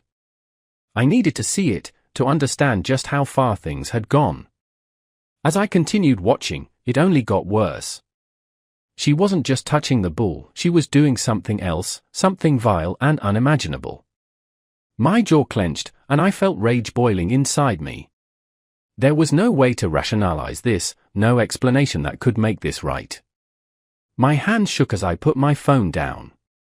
I could feel my pulse in my temples, the anger building to a point where I couldn't contain it anymore. All this time, I had been wondering, searching for answers, and now I had them. The truth was far worse than anything I could have imagined. She had betrayed me in a way that went beyond anything I thought possible.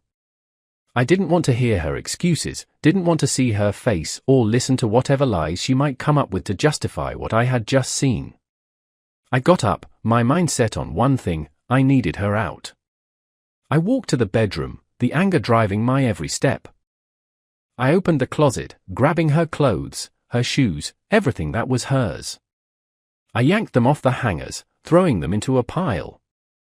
I moved through the house like a man possessed, gathering her things, not caring if I made a mess or if anything got damaged. She didn't deserve my consideration, not after what she had done. I felt a strange sense of clarity as I worked, like this was the only thing I could do to take control of the situation. Once I had everything, I carried it all outside. The night air was cold, but I barely felt it. I dumped her things on the lawn, the pile growing larger with each trip. I wanted her to see it, to understand that she was no longer welcome here. This was no longer her home. She had made her choice, and now she would face the consequences. I didn't care what the neighbors might think if they saw. Let them see. Let everyone know what kind of person she really was. I was done protecting her, done pretending that everything was fine. When I was finished, I stood there for a moment, looking at the pile of her belongings scattered across the yard. I felt a mix of emotions, anger, yes, but also pain, a deep, aching pain that settled in my chest. I had loved her. I had trusted her. And she had thrown it all away for something so twisted, so beyond comprehension. I clenched my fists, trying to push the pain away, focusing instead on the anger, the betrayal. That was easier to deal with. That gave me a purpose, a reason to keep moving. I walked back inside, slamming the door behind me. The house felt different now, empty in a way it hadn't before. I looked around, feeling the weight of what had just happened settling in. There was no going back from this. She had crossed a line that could never be uncrossed, and I was done. I had given her everything, and she had thrown it away. I wasn't going to let her back in, wasn't going to let her explain or try to make things right. There was no making this right. As I stood there, the reality of it all hit me. This was the end. The life we had built together, the future I had imagined, it was all gone. But I knew one thing for sure: I wasn't going to let her destroy me. I had made my decision, and I was going to see it through. It was late when she finally came home. I had been waiting, sitting in the living room, my jaw clenched, my eyes fixed on the front door. I heard the sound of her car pulling up, the crunch of gravel under her tires. My heart pounded, a mix of anger and something else, something I didn't want to acknowledge. I stayed where I was, my expression hard, as I heard her footsteps approaching the door. She opened it, stepping inside, and immediately noticed her things scattered across the lawn. Her face twisted in confusion, and she turned towards me, her eyes wide with questions. She stepped into the living room, her gaze darting between me and the window that looked out at her belongings. "What is going on?" she asked, her voice uncertain, a hint of fear creeping in. I didn't answer right away. I just looked at her, taking in the sight of the woman I thought I knew, the woman who had betrayed me in the worst way possible. Finally, I spoke, my voice cold and steady. "I know everything. I saw the video." Her eyes widened, her face going pale as my words sank in. She opened her mouth to say something, but I cut her off before she could start. "Don't," I said, my voice sharp, my eyes locked on hers. "I don't want to hear your excuses. I don't want to hear anything from you." She stared at me, her mouth still open, her eyes filling with tears. "You betrayed me," I continued, my voice growing louder, the anger I had been holding back starting to spill over. "You betrayed everything we had, everything we built together. And for what? For some twisted obsession?" I could see her starting to crumble, her shoulders slumping, her hands shaking as she tried to find the words to respond. She broke down then, the tears streaming down her face, her voice cracking as she tried to speak. "It's not like that," she sobbed, her hands reaching out towards me, pleading. "You don't understand. It's not what you think." I took a step back, my eyes narrowing as I looked at her. "Don't touch me," I said, my voice like ice. "There's nothing you can say that will make this right. Nothing." She fell to her knees, her hands covering her face as she cried, her sobs filling the room. But her tears meant nothing to me. I had already made up my mind. She looked up at me, her face red and wet with tears, and her expression shifted. The desperation turned to anger, her eyes narrowing as she stood back up. "You don't understand," she snapped, her voice shaking with fury. "You never understood. You think you're so perfect, so righteous. But you don't know what it's like, you don't know what I need." I stared at her, my face set in stone, refusing to be drawn into whatever twisted logic she was trying to use to justify what she had done. "I don't care," I said, my voice steady. "I don't care what you think you need. What you did was wrong, and there's no coming back from that." She took a step towards me, her hands clenched into fists, her face twisted in rage. "You never even tried to understand," she shouted, her voice breaking.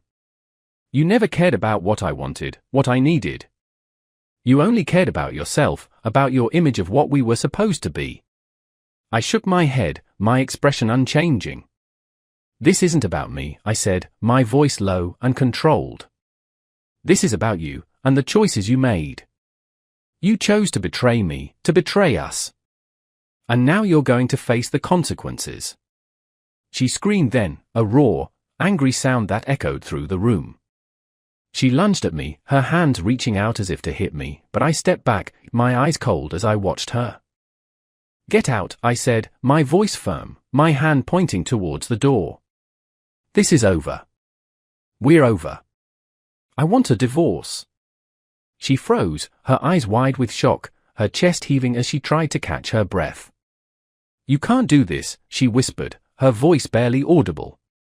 I nodded, my expression unyielding. "I already did. Now get out." She stood there for a moment, her body trembling, her eyes filled with hatred and pain. Then, without another word, she turned and ran out of the house, the door slamming shut behind her. I stood there, the silence settling around me like a heavy weight. It was done. There was no going back now. The woman I had loved, the life we had shared, it was all gone. And as much as it hurt, I knew it was the only way forward. I couldn't let her stay, couldn't let her poison my life any longer. It was over, and it was time to move on. After everything that had happened, I knew I couldn't just let it slide. I still had the video, the proof of her betrayal and everything she had done. It wasn't just about me anymore, it was about what was right. The owner of the ranch had a right to know what was happening on his property. I didn't hesitate.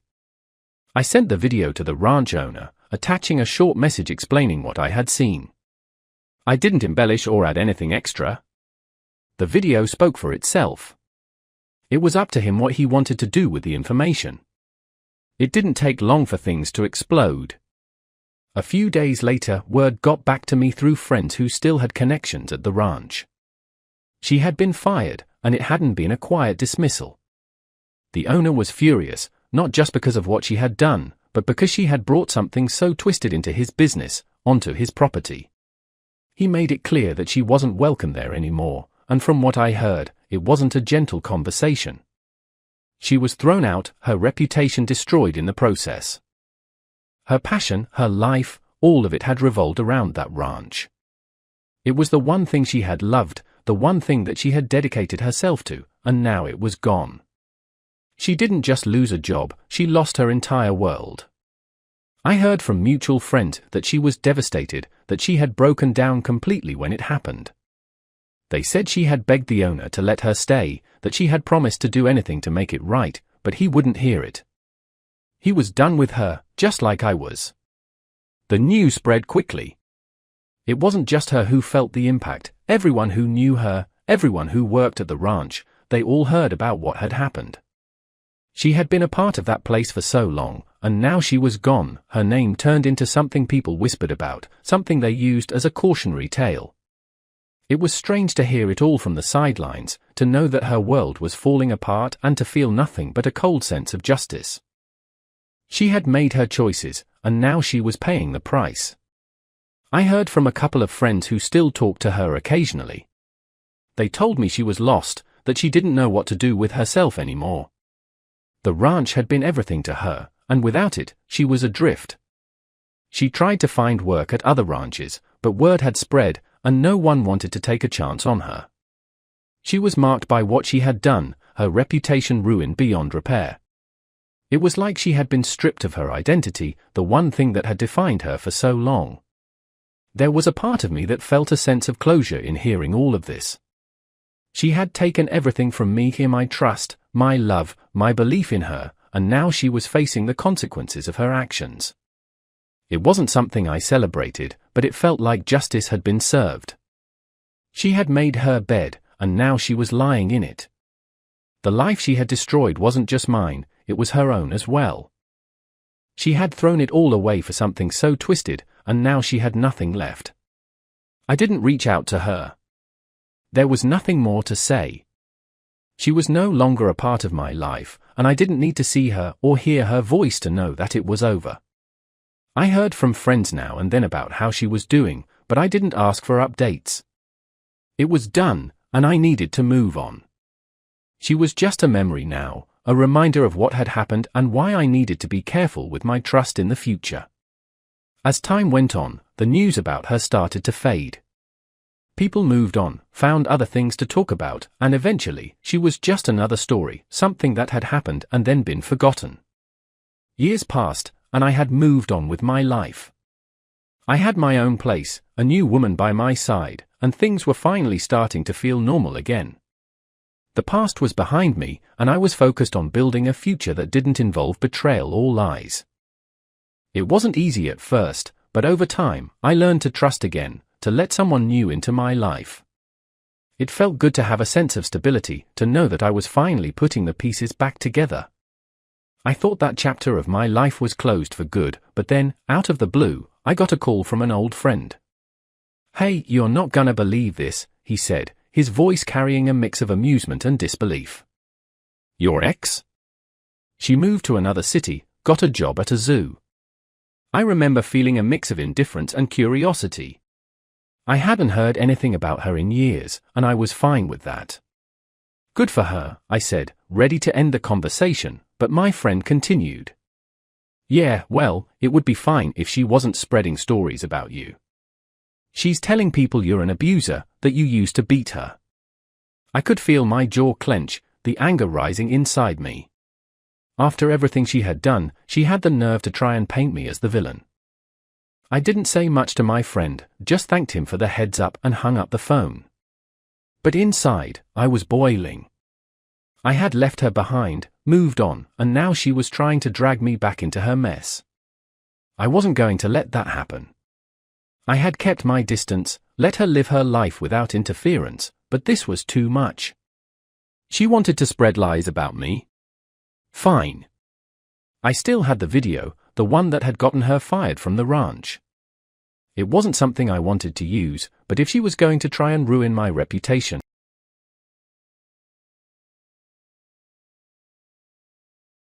My daughter helped cover my wife's cheating. I disowned her, exposed the affair, and divorced my wife. I was devastated when I found out my wife had been in bed with another man twice and was about to do it again. I've read about the overwhelming emotions that hit a person when they realize their once solid and reliable marriage is now just a story. When the emotional storm settled, my marriage was unrecognizable. Everything was gone. Trust, respect, admiration, concern, and love had all disappeared. All that remained was devastation, pushing me to give up and walk away. I wanted to end my marriage. There was nothing worth saving. My wife had turned our life into a pile of garbage. Susie and I had a bad fight about remodeling our living room. She thought the furniture was old and wanted to redecorate, but I explained it was only 2 years old, expensive, and not worth replacing. She insisted on something new, and I may have made a mistake by suggesting she was tired of me. She sarcastically said she might go to bed with someone else, and in anger, I shouted that she should decide what she wants but not expect me to wait for her. When she mentioned she should have married Bill instead of me, I got furious, yelled that I never wanted to hear his name again, and refused to buy new furniture. The argument ended, and I left for the club to cool down. Bill had always been my main rival, the golden boy in our community. He once had his eye on my wife, but she chose me. Though they met during a short separation, he almost succeeded in winning her over. Despite my hard work and success, Bill's seemingly effortless prosperity made me jealous. I had no interest in pursuing a career in business. My upbringing emphasized the values of hard work, honesty, and reliability. I was taught never to harbor jealousy toward others' success. Despite these principles, a certain sensitivity lingered within me, particularly concerning Susie. The memory of their first meeting and the way he touched her remains etched in my mind. Around 9 in the evening, my home phone rang. On my mobile, deciding to let it go to voicemail, I avoided speaking to my wife. Stress and a few beers fueled my decision. I feared uttering unpleasant words that I might later regret. Upon listening to the voicemail, the message conveyed an apology for an earlier exchange. The caller urged me to contact Susie, since I wouldn't be returning home soon. The message hinted at her going out alone, concluding with a cryptic remark, "It wasn't enough." As I began to recover from our earlier dispute, anger resurfaced. Pouring another beer, I consumed it hastily before setting out to find her. Checking all the town's bar parking lots proved futile. Her car was nowhere in sight. Suspecting she might be with someone familiar, I headed to Patty's, her best friend's house. To my dismay, Susie's car was parked there. Dave, Patty's husband, greeted me at the door, mentioning the night out and their decision to go bar hopping. When I inquired about Patty's car, he confirmed their presence at a bachelor party. Determined to locate them, I visited the bachelor's place, discovering Patty's car in the parking lot. Contemplating a direct confrontation with Susie, I opted to sober up in the car before taking any action. Around 11, they emerged from the bachelor's place and departed in Patty's car. Following at a discreet distance, they made their way to a downhill bar, as Dave had suggested. Observing from the parking lot, I anticipated their move to the next location. At precisely 11:30, they arrived at what seemed to be their final stop, a pub and a hotel. Concerned about Susie's intentions, I realized I needed to find out more. Attempting a makeshift disguise with a baseball cap and a plain t-shirt from the trunk, I sneaked into the pub. Despite not being completely sober, and my failed attempt at anonymity thanks to my name on the t-shirt, I figured it was better than no disguise at all. Inside, I spotted Susie with Bill seated at the back of the bar, engrossed in conversation. Seeking a discreet vantage point, I noticed an empty booth behind Susie. Silently moving there, I overheard their entire conversation, except for a few whispered moments. Susie thanked Bill for coming, and he reciprocated the sentiment. Bill reminisced about their time together 5 years ago and twice since my marriage to Susie. Their reunion tonight seemed driven by a desire for revenge after our earlier fight. As I listened, the painful truth unfolded. Susie had betrayed me twice before and planned to do so again tonight. Despite her professed love, her actions revealed a selfish and indifferent nature. Her motive wasn't love, it was revenge, shattering my perception of our relationship. The conversation left me devastated, and I realized I no longer loved her. It was a profound loss, and I nearly succumbed to tears, accepting that it was over. I waited, contemplating how much time would elapse before they proceeded to the room. The words exchanged between them hinted at Susie's readiness, and I could almost envision the smile on her face, aware of her presence. Based on their conversation, my anger simmered beneath the surface. As they stood up and made their way to the elevators, suppressing the urge to lash out physically, I trailed them to the lobby. Uncertain of their exact floor, I approached the receptionist and requested a call to Bill's room. He angrily answered, correcting my misconception that it was room 422, not 312. Threatening police involvement, he forcefully hung up the phone. Taking the elevator to the 4th floor, I approached room 422, eavesdropping until their actions became apparent. I knocked assertively, savoring the anticipation of disrupting their illicit rendezvous. Stepping back from the peephole, I forcefully slammed the door, causing the safety chain to break. The shocking scene revealed Bill with nothing on, and my wife on the bed. Her face turned pale as she screamed.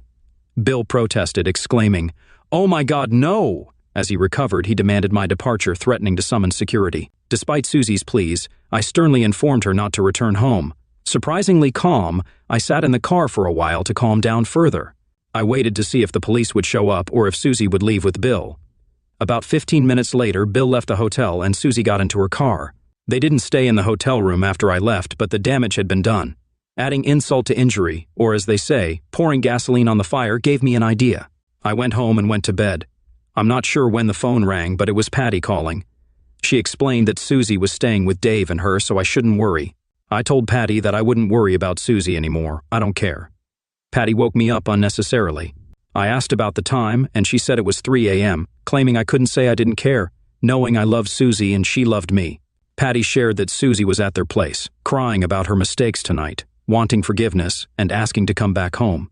I informed Patty that Susie couldn't return home and asked about her previous involvement with Bill. Patty expressed relief for not having a serious hangover and mentioned being up since 8 a.m. By 10 a.m., I was ready to face Susie. I called Patty and told her Susie could come back home if she wanted. I stood at the entrance when Susie arrived, accompanied by Dave and Patty, probably to ensure no physical damage. Seeing a pile in the front yard, Susie asked what it was. I explained, "It's everything reminding us of each other, including gifts, photos, and old furniture. I set our wedding photo on fire as a symbolic act, signaling the end of our marriage. Flames quickly engulfed everything, leaving only ashes and charred furniture frames. I told Susie she won and hoped it was worth it. Our marriage is over, I said, and you can take everything. I don't want anything and hope not to remind you of me. You'll get details from my lawyer shortly." Shortly after, sirens approached. Police arrived and firefighters extinguished the remaining embers. I apologized for the trouble, clarifying that I burned the remnants of the marriage. I was taken into custody. As they led me away, I saw Susie crying. I spent a couple of days in jail, and a psychiatrist was called to assess my mental state. They discovered that I was distressed and devastated but still mentally sound. Surprisingly, they might have released me earlier, but they wanted to observe me for a few days just to be certain. I paid the bail and retrieved my car from the office parking lot where I had stored the things I wanted to keep, mainly clothes and personal items. Then my trial began, and I admitted guilt to all charges, receiving a $5,000 fine plus court costs. It was a small cost to end my shattered marriage. Susie contested the divorce persistently, leaving voicemails on my mobile pleading for forgiveness and reconciliation. Despite the $5,000 cost, I never heard from her after leaving a message on her home phone expressing that while she claimed it meant nothing to her, it meant everything to me. The divorce was finalized and I gave her everything she desired just to put it behind me. Bill's wife discovered the situation, divorced him, leaving him in a difficult situation. Susie wasn't the only wife he had comforted during marital troubles. A couple of weeks after finding him with his wife in a hotel room, I encountered Bill in a bar. I suggested he might face a serious accident when his divorce was finalized, and he started selling off his remaining possessions.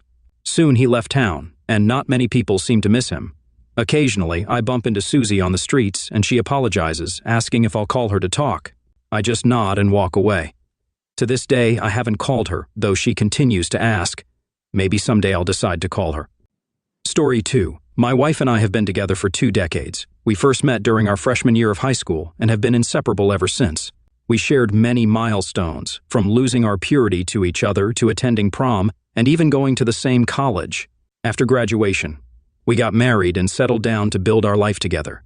Starting a family was always part of our plan, and when we secured good jobs, we decided to make that dream a reality. Fast forward 11 years, and we now have 2 kids, own our home, and are on a path to early retirement for travel and other experiences we've longed for. Everything seemed like a dream until tragedy struck. My sister-in-law was diagnosed with lung cancer. She was not just family, but also my wife's best friend. My wife supported her throughout her fight against the disease, but sadly, she eventually passed away. It was a devastating blow to our entire family, especially my wife. My sister-in-law was a beacon of light in our lives. My wife took it the hardest because they were incredibly close, sharing everything from shopping trips to personal secrets. I stood by my wife during her grief, helping her navigate through the toughest period of her life. After about 6 months, she started to recover. During her mourning, she read through her sister's journals and notebooks, trying to understand her emotions and provide support. What hit my wife deeply was the feeling that her sister hadn't accomplished enough in her life, taken too soon. Reading the journal entries made my wife realize her sister's unfulfilled aspirations. Motivated by her sister's untimely departure, my wife expressed a newfound determination to live life fully. She wanted to travel, experience skydiving, and savor every moment. I wholeheartedly supported this mindset, aligning with the reason I had been working 60 hours a week since college to retire early. In the coming weeks, my wife embraced this philosophy, taking pottery classes, teaching herself rock climbing, and even planning a bungee jumping adventure for her and our son. It seemed like she was fully embracing this new adventurous lifestyle. I didn't pay much attention to it. I felt happy for her as she was recovering from the loss of her sister. However, one evening, after she returned from the climbing gym, her behavior seemed different. Before that, she had been enthusiastic and positive about embracing a new chapter in her life. After dinner, when the kids were in their rooms, she took me out to the patio. We shared a couple of glasses of wine and gazed at the stars. Towards the end of our conversation, she brought up the idea of both of us having a hall pass. For those unfamiliar, a hall pass in a committed monogamous relationship is a one-time opportunity for both partners to have closeness with someone outside the relationship. I was completely taken aback by her suggestion. It seemed to come out of nowhere, so I asked her why she was bringing it up. She reassured me that she loved me, but felt like she might be missing out on a part of life because she had only ever been with me. She tried to phrase it in a way that wouldn't hurt me, but it was impossible not to feel terrible when she said that. I expressed my lack of support for the idea. We had been married for 20 years, and I couldn't understand why it suddenly became an issue. I had no desire to be with anyone else, and I wasn't comfortable with her being with someone else either. We were about to go back inside, but I paused and asked her if there was someone she was interested in. She hesitated to tell me the truth, but after a few moments, she admitted that there was someone at the climbing gym she found attractive. She mentioned he had been flirty and had recently invited her out for drinks, although she assured me that she declined and made it clear she was married. I went to bed that night feeling uneasy. It took a few days for me to come to terms with what she had suggested. I was deeply hurt, but eventually I forgave her, and we pretended the conversation never happened. About a week later, she told me about an outdoor climbing class offered by the gym, and she wanted to sign up for it. One Saturday, she left early in the morning for the class, or at least, that's what I thought. Since our daughter had started lying about her whereabouts, we asked her to leave her location on Snapchat maps for verification. That afternoon, when our daughter claimed she was going to a friend's house, I checked the maps. Everything seemed fine on our daughter's end, but I noticed my wife's avatar was in the heart of the city. I was a bit perplexed because I had been informed that she was heading to a park about 30 minutes outside of the city. Checking the location, I discovered she was at a bar. I tried to make sense of it, thinking she might be hanging out with people from the climbing gym after their climb. However, a sinking feeling in my gut couldn't be ignored. Recalling what she had mentioned about a guy from her climbing gym inviting her for drinks, wondering if she was there with him wasn't too much of a stretch. I was home alone, and the bar happened to be about a 15-minute walk from the house, so I took the dog for a walk, keeping an eye on the map. Upon reaching the bar, I peered through the windows and saw my wife sitting at a table with a man, leaning close and smiling as they chatted. The man reached across the table, holding my wife's hand, and she allowed it. While hand-holding isn't necessarily cheating, it hinted at something more. I went home before my wife spotted me there and waited for her return. Throughout the wait, I was undecided on whether to confront her or investigate on my own. When she came home, and before saying anything to me, she went straight to the shower. I tried to initiate a conversation, but she dismissed me, citing post-climbing sweat. This confirmed in my mind that something had happened while she was with that man. She had left her gym bag near our bed, and I noticed her phone was still inside. I pulled it out and searched for information about the man. Checking her text messages, I found a chat with an unsaved number starting about a week before she asked me about the hall pass. Scanning through the messages for keywords indicating an affair, I found a few exchanged pictures and explicit messages. Then I saw plans for them to meet at the bar, even coming up with a lie to tell me and his partner. I had no idea who the guy was, but I discovered him by checking the climbing gym's social media, where he was clearly featured in some pictures. He was tagged in everything, and through some digging, I learned he was married with a newborn baby. I was disgusted by what I discovered. Hurt doesn't even begin to describe the pain I felt. I had been with my wife for 20 years, and she was willing to throw all of that away because she wanted to be with another man. I was furious and utterly disgusted by the reprehensible actions of both of them. At the end of their message chain, there was the name of a restaurant along with a date and time. A week had passed since I found out my wife was cheating on me, and I devised a plan to catch her in the act. While contemplating it, I realized that the wife of her affair partner deserved to know as well. On the day of the planned meeting, I sent a dozen roses to the partner's wife, including details about the restaurant on the card. I hoped it would make her believe he had a surprise for her. Waiting outside the restaurant, I observed her heading in. I followed her inside, and we both noticed our partners holding hands simultaneously. She hurried over and started yelling at him in front of everyone. My wife was surprised to see me, but she quickly got up, insisting it wasn't what it seemed. I asked her to explain the text messages, and she fell silent. I informed her that I was ending our relationship and that she could expect to see me in court. We spent the next 8 months in a divorce battle, mainly over custody. Both of us wanted primary custody, but we ended up with joint custody. I kept the house, and she received no spousal payments. Her affair partner also divorced and had to pay child support and alimony to his ex. My ex-wife and I recently finalized the divorce proceedings, and we are finally done with each other. I honestly don't know how to move forward, having only been with one woman and feeling betrayed. I'm unsure about the next steps. Story 3. My girlfriend and I were together for 3 years before everything fell apart. I believe she was the one and planned to marry her, but she cheated on me with my cousin. It all began when we met at a nightclub 3 years ago. She was the hottest woman there, and I didn't think I had a chance, but I tried anyway. Surprisingly, she was interested, and we've been together since. She moved into my apartment a year and a half into our relationship, and I didn't question it because I was deeply in love. Then, my cousin, who used to live down south, got a job in New York. I helped him get an apartment in my building, excited to have family close by. We were good friends, often playing games online. I thought it would be nice having family nearby. Once he settled in, we hung out quite often. He never hid that he found my girlfriend attractive, but I never thought he'd act on his feelings. I never noticed anything going on between them while I was around. They respected each other's space. A few months after he moved in, I was grabbing coffee with a friend, and my cousin showed up with his new girlfriend, who happened to be my girlfriend's work friend. We had tried to set them up at a party, but it didn't seem to be going well. They were keeping things low profile, not wanting to pressure their relationship. Finding it amusing, I wanted to surprise my girlfriend with the news. I texted her to come to the cafe for a surprise, but she replied that she couldn't because she was hanging out with her friend. Ironically, the friend she claimed to be with was sitting across from me at the cafe. She lied about her whereabouts, and I, in turn, lied to my friends about her having a migraine. When I got home, she was nowhere to be seen. However, I noticed makeup on the bed, and she had clearly tried on a couple of outfits. I felt really nervous, thinking something was going on that I didn't know about, and I needed to talk to someone. I walked down the hall to chat with my cousin. Despite loud music playing in the background, I knocked on the door persistently until he heard me.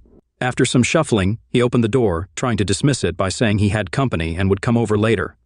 Once again, I'd had no reason to believe my girlfriend was cheating on me with my cousin, so I didn't assume it was her in there. It only dawned on me when I saw a shirt I bought her for her birthday on the arm of the couch behind my cousin.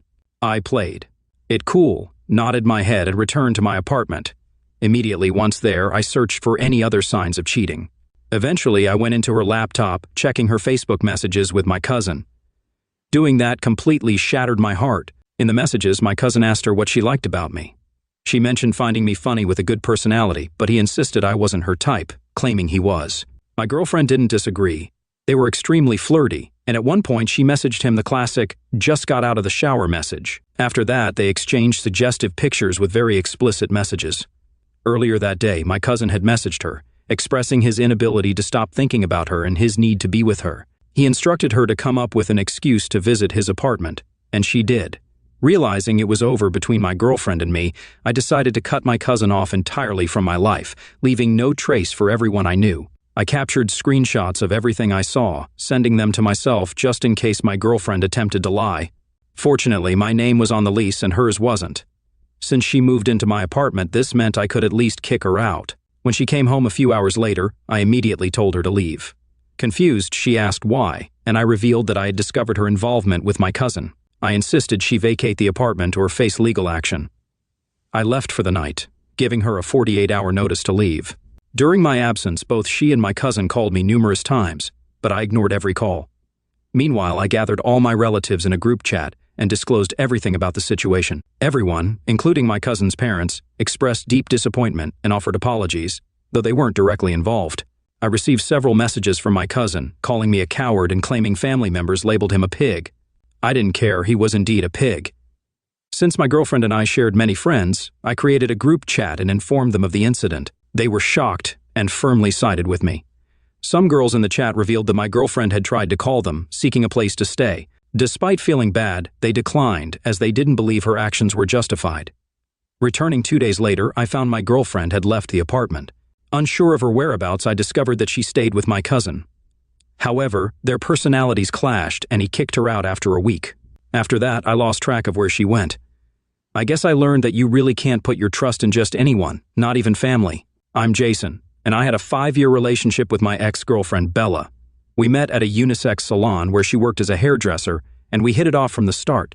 Although I liked her initially, I never expected our connection to grow into a deep love. After several visits to the salon, I gathered the courage to ask for her number, and she agreed. Since we were already familiar with each other, the typical story unfolded. We went out, got to know each other, and eventually fell in love. Our decision to not rush into settling down early stemmed from my past heartbreak with an ex-girlfriend. I wanted to take things slow with Bella. After 5 years of dating, I felt it was time to make our commitment official. 2 months before the wedding, Bella surprised me with the news that she was pregnant. While it wasn't part of our original plan, I welcomed it as a blessing. Initially, Bella and I had agreed to wait 3 to 4 years after marriage to have a child. She had experienced 2 fetuses lost in the past, and I wanted to avoid that for her.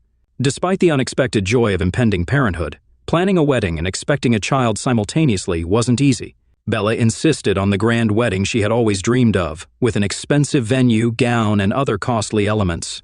While she had saved money for the wedding, I thought it made more sense to allocate our budget toward securing a home for our growing family and addressing other essential needs. However, she believed in making our wedding a once-in-a-lifetime event, arguing that we had many years ahead to focus on our child. After considering her perspective, we proceeded with the wedding she envisioned. We booked the venue, paid for the cake she desired, and she covered expenses like her gown, hairdo, and other necessities with her bridesmaids. Despite my internal reservations, I was genuinely excited about the upcoming events. I was about to marry the woman I loved, and I was thrilled that, in our 5 years of dating, she had never betrayed my trust. I thought she was a faithful partner who would stay true to me as we aged together. Unfortunately, I was mistaken. I delved too deeply into the future while my present was already a mess. Unbeknownst to me, as I smoothly planned our wedding and invested my savings to create her dream ceremony, Bella was cheating on me with someone close. I wouldn't have discovered this if her jealous lover hadn't confessed the night before our wedding. That evening, as I returned home early to prepare for my bachelor party, my best man called, requesting a meeting to share something important. We agreed to meet at a nearby coffee shop. When we sat down, he looked uneasy, apologized in advance, and said he needed to get something off his chest. I feared he might cancel on me the night before my wedding, but what he revealed was worse. He disclosed his history with Bella, claiming he loved her too much to witness our marriage.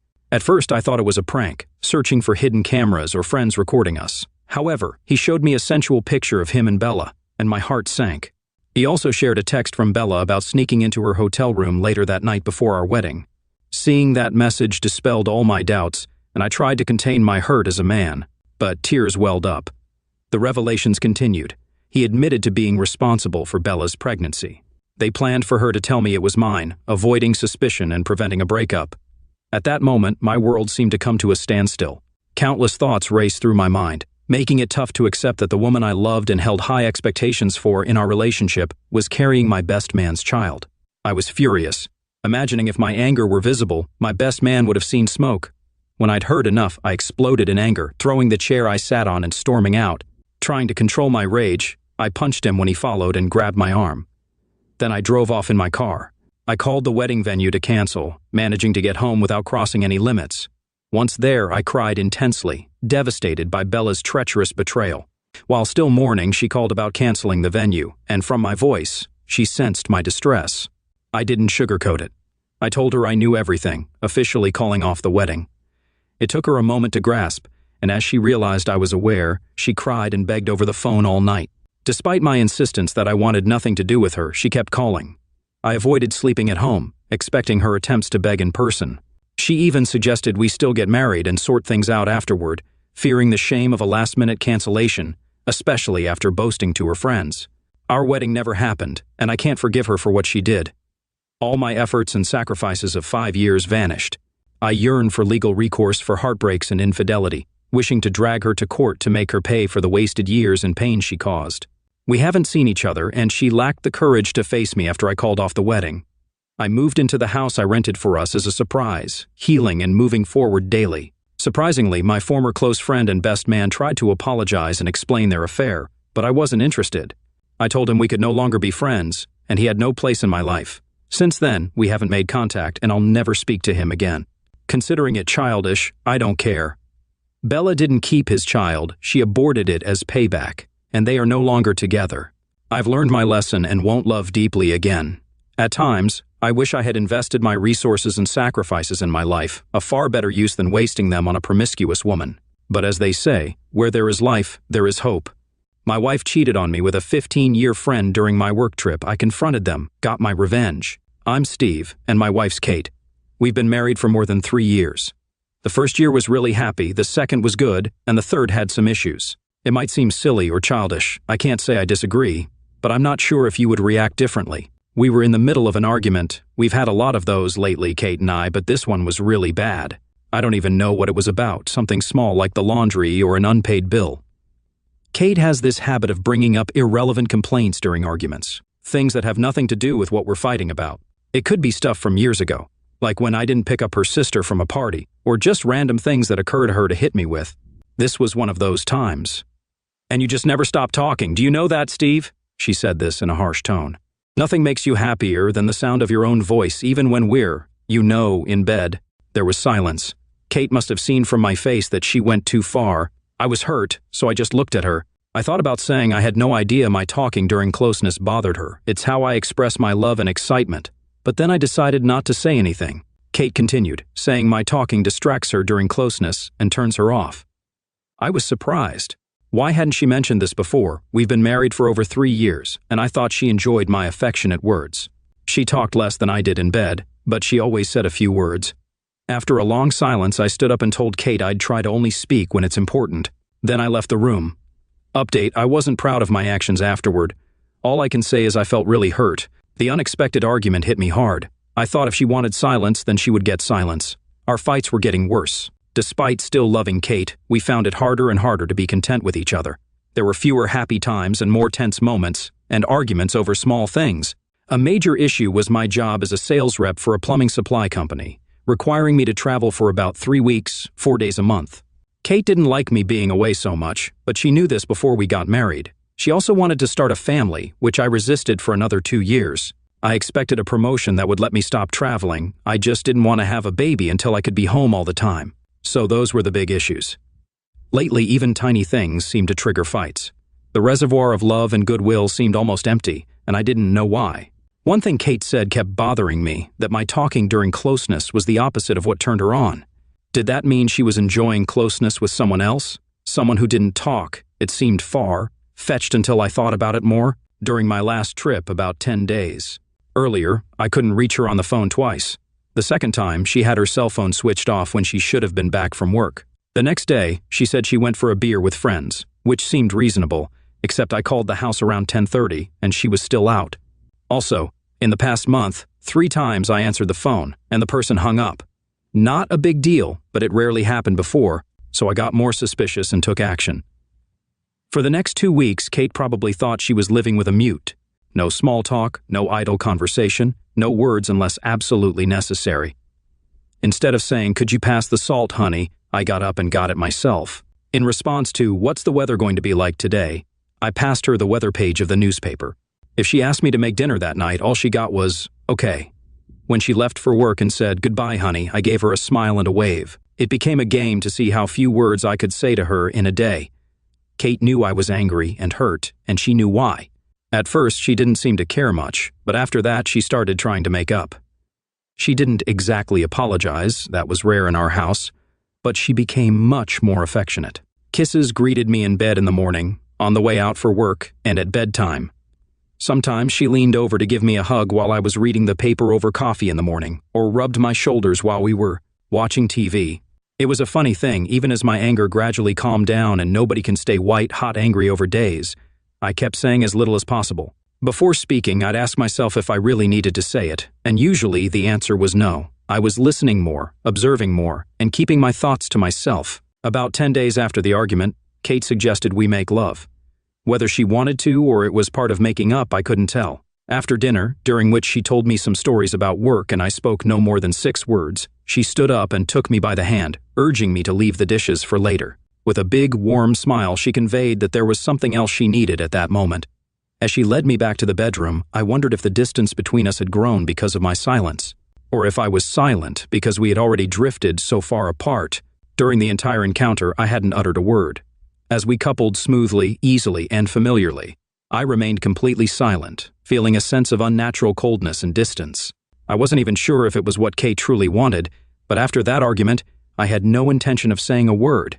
After we finished, I rolled off her, and she snuggled into me, emitting a happy, Without any verbal communication, we relaxed together for a while, still without exchanging any words. I couldn't discern what the experience had been like for her. For me, it felt cold and empty, and whether that was due to the silence or the growing distance between us remained uncertain.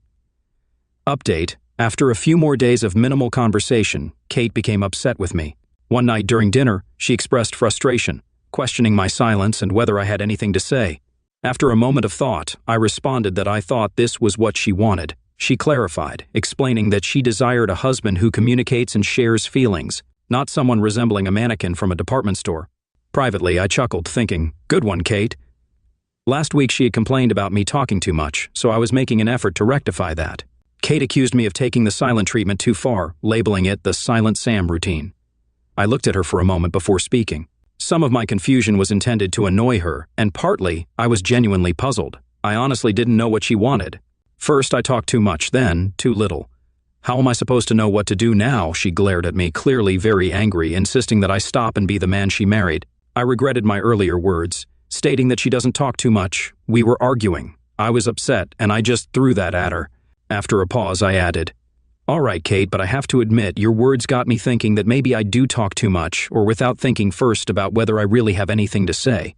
After a moment, I smiled at her, saying, "In a way, all this has been helpful."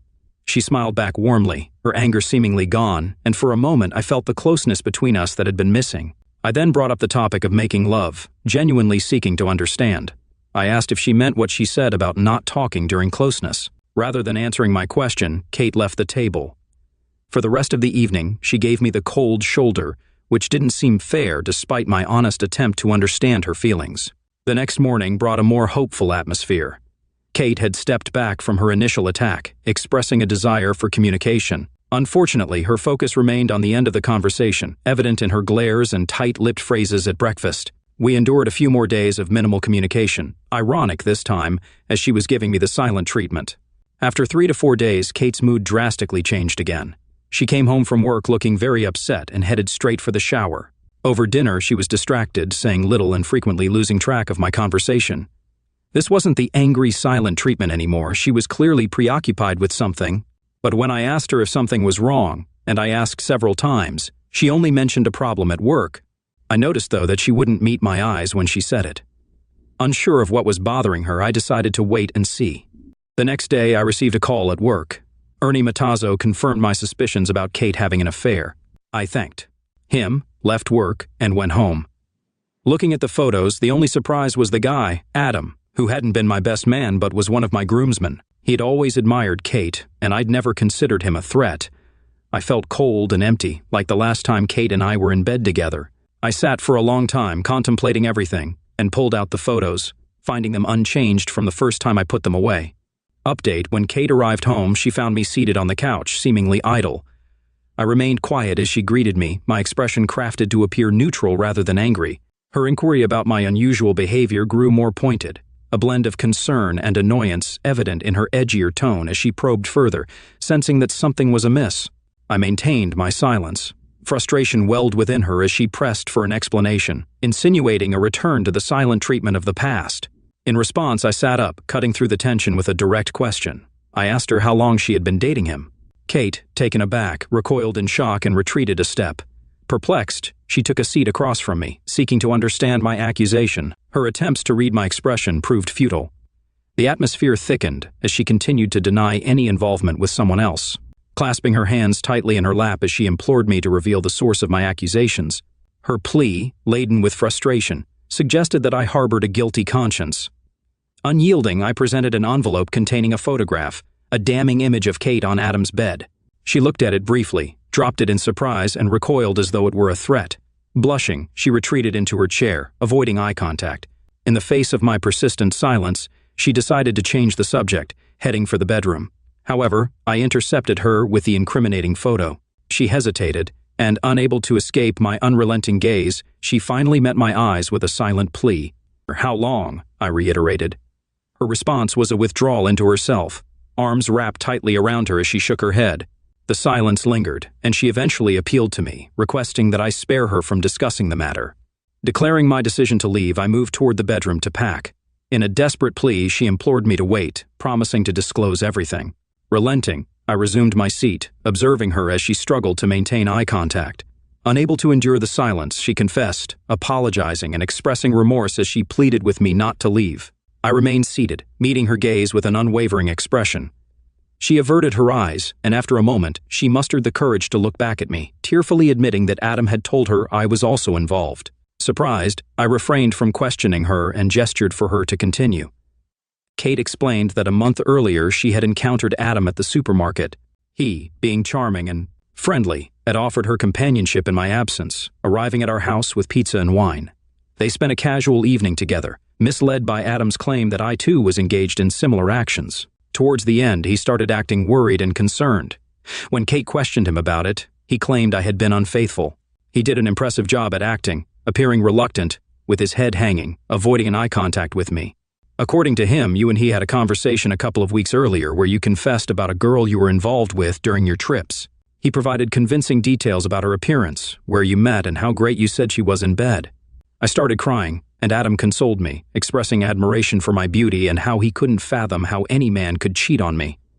A little while later, we ended up in bed together, and I only found out yesterday that the entire story was false. I waited, expressionless. She continued, her expression now more somber than before. "I found myself in his apartment," she said. "After he had this smug demeanor. He brought up the notion that if it weren't for your involvement with Julia, we wouldn't have realized how well we connect. I raised the issue of inconsistency, reminding him that during our initial conversation about your supposed lover, he had mentioned the name Joanne. He couldn't recall any of the details, like her appearance or how you met. Frustrated, I screamed at him to tell me the truth. "Did you really cheat on me?" He laughed, admitting it was just a story to get me into bed. Kate's face turned red with anger. I got up, threw on my clothes, and berated him, calling him out for making a fool of me, she continued. He just lay there, smiling, unapologetic and unremorseful. I couldn't believe what I had done. She trailed off, her voice choked with emotion, and then she broke down, sobbing with her face in her hands, her body heaving. The urge to comfort Kate was overshadowed by a cold emptiness. Was she truly that naive, or had our love deteriorated to the point where she was willing to believe even the most absurd stories? And then there was my rage at Adam, a friend of 15 years. I sat in silence while Kate sobbed. After about 5 minutes, I stood up. Kate watched me fearfully as I took her cell phone from her purse, put it in my pocket, and went to the bedroom and kitchen, unplugging the phones and putting them in a bag under my arm.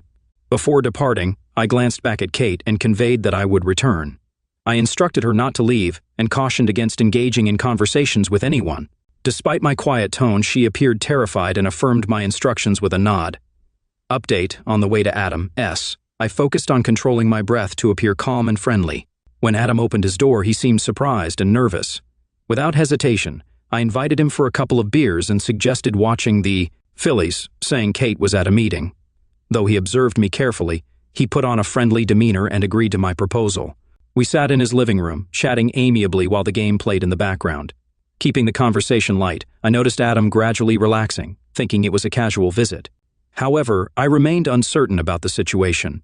It took more than an hour to steer the conversation toward relationships. I inquired about the ladies he was dating, making him momentarily nervous, but my reassuring smile prompted him to share details about a girl from work he'd been seeing casually. I mentioned a talkative college girlfriend, and Adam took the bait, agreeing that actions speak louder than words during intimate moments. Laughing, he boasted about revealing the desires of many girls, expressing satisfaction. Leaning in, I asked about Kate's preferences, catching him off guard. After a moment of shock, he tried to laugh it off, but I kept pressing him with a smile. He finally agreed to be quiet, looking at me fearfully. Expressing my disbelief, I confronted him about betraying our friendship and deceiving my wife to have an affair with her. Downplaying it, he claimed it wasn't a big deal, arguing, she's just a woman. He trailed off uncertainly, looking at my face. Staring at him in disbelief, I questioned how I had ever been friends with him. Asserting that things were better out in the open, I insisted he tell me everything about his deceitful game with Kate. Having already talked to her, I warned that lying wouldn't work. Wide-eyed and genuinely afraid, Adam nodded at me, signaling his readiness to talk. He recounted the story, aligning closely with what Kate had said. He had always found her attractive and had been flirting with her for several months whenever he encountered her. He was single. One week he bumped into her at the supermarket and saw his chance. Initially thinking he could seduce her, he fabricated a story about my affair. When it became apparent she wouldn't cheat on me, he deliberately angered her and made her feel sorry for herself, making it easier to get her into bed. They met about 5 more times, always at his place. The first encounter was great because she was upset about my alleged affair, she cried. However, the subsequent times were fantastic, exactly as he described. When he noticed my disapproval, he abruptly stopped talking. I had cut his hair almost to the roots by then, finding satisfaction in picturing him hiding his head with hats for weeks. Coldly, I inquired if it was over. After a brief hesitation, he admitted it was and shared that she found out about the fabricated story. Unable to recall the name of the supposed girl I was dating, she got angry and left. I was ready to leave, feeling empty. Although I could have pressed for more details, I decided against it. I informed Adam that our friendship was over, warning against retaliation. We agreed not to involve the police. He nodded, looking more humiliated than angry, and requested to be released. Smiling, I assured him I'd leave the apartment door open, allowing him to free himself in about an hour. I walked away without turning back. Update: upon my return, Kate was seated on the couch in her bathrobe, her wet hair indicating recent distress. As I moved around the apartment, fixing the phones, she remained visibly scared and unhappy. Taking a seat across from her, we exchanged glances, but I maintained my silence. Eventually, she inquired about my actions, to which I explained the conversation with Adam, assuring her that I hadn't resorted to violence and expressing doubt about hearing from him anytime soon. Despite acknowledging that she almost wished I had confronted him physically, she recognized the potential consequences. Troubled, she sought to move past the situation, admitting her foolishness and asking for forgiveness. I looked at her for a prolonged moment before responding, our pattern of saying very little to each other becoming a habit. I dawned to know, I finally replied, and it was an honest admission. Tears welled up in her eyes as she began to cry. The following morning, Kate entered the kitchen, expressing delight at the breakfast and coffee set on the table. Her joy faded abruptly upon noticing the 2 large suitcases near the door. Distraught, she questioned my departure, pleading with me not to leave. Instead of leaving without a word, I served her a cup of coffee and persuaded her to sit across from me. Kate, it's over, I declared. I admitted uncertainty about what had transpired or why, but emphasized that our relationship had deteriorated. Despite acknowledging our initial compatibility, I highlighted a year of impatience, snappiness, and constant fighting. I pointed out that her choice to believe Adam's dubious story about my infidelity and her subsequent actions indicated a departure from the woman I had married. I suggested she must have been on the verge of straying for our relationship to reach this point. Pausing, I waited for her response, but she cried silently, holding her face in her hands. When I ceased speaking, she looked up at me pleadingly. I offered her an opportunity to speak, to prove me wrong, to outline a path to revive our love. Regrettably, she remained silent, merely gazing at me and crying. I headed to the door, bidding her farewell as I picked up my suitcases and departed.